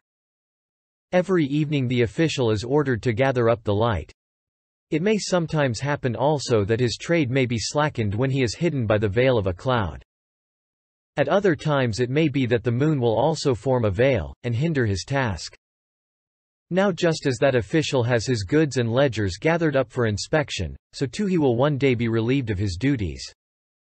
Even if there be no cause for his dismissal, there are two dark spots on the sun, now small, but liable to grow, that one day will grow to the point that the sun will take back, by dominical command, the light it now wraps around the head of the earth, and wrap it around its own head. It will then be told, "Come, your task on earth is now complete. Go to hell, and burn there those who have worshipped you and thus mocked with faithlessness an obedient servant like you."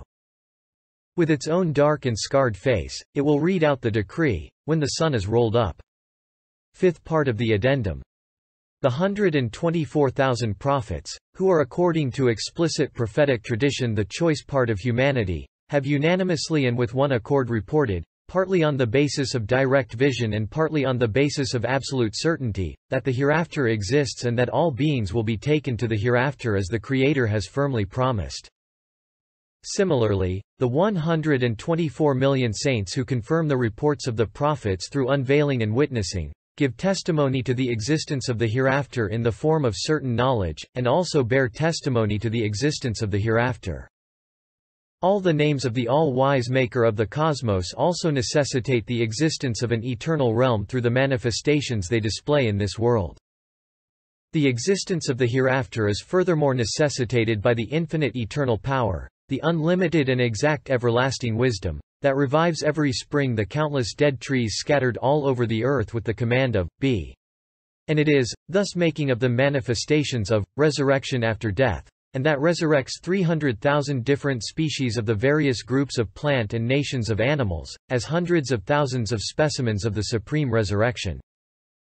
The existence of the hereafter is also necessitated by an eternal mercy and permanent grace that sustains in wondrous and solicitous fashion all animate beings that stand in need of nurture, and that display each spring, in the briefest of periods, infinite different varieties of adornment and beauty. Finally, there is the self-evident proof and indication given by the intense, unshakable, and permanent love of eternity, yearning for immortality and hope of permanence that are lodged in man, the most beloved creation of the Maker of the cosmos, and whose concern with all the beings in the cosmos is the greatest. All of the foregoing so firmly prove that after this transient world there will be an eternal world, a hereafter, a realm of felicity, that we are compelled to accept the existence of a hereafter as indisputably as we accept the existence of this world. Haschia. In English footnote. It can be realized from this comparison how easy it is to make a positive affirmation and how difficult to make a denial and negation. If, for example, someone should say, "There exists somewhere on this earth a wondrous garden containing canned milk," and someone else should say, "There is not," the affirmer need only point to the place of that garden or show some of its fruits in order to prove his claim. The denier, by contrast, will have to inspect and display the whole world in order to justify his negation. so too the testimony of two veracious witnesses will be enough to establish the existence of paradise, quite apart from the hundreds of thousands of traces, fruits and indications demonstrated by those who assert its existence. Those who deny it must examine, explore and sift the infinite cosmos and infinite time before they can prove their denial and demonstrate the non-existence of paradise. So, O aged brothers of mine, understand how firm is belief in the hereafter. One of the most important lessons taught us by the all-wise Quran is, then, belief in the hereafter. This belief is so firm and contains within itself so powerful a hope and a consolation that if a person be assailed by old age 100,000-fold, the consolation derived from this belief will be fully enough. Saying, "Praise be to God for the perfection of belief, we old people should rejoice in old age." You can follow our future videos by subscribing to our channel.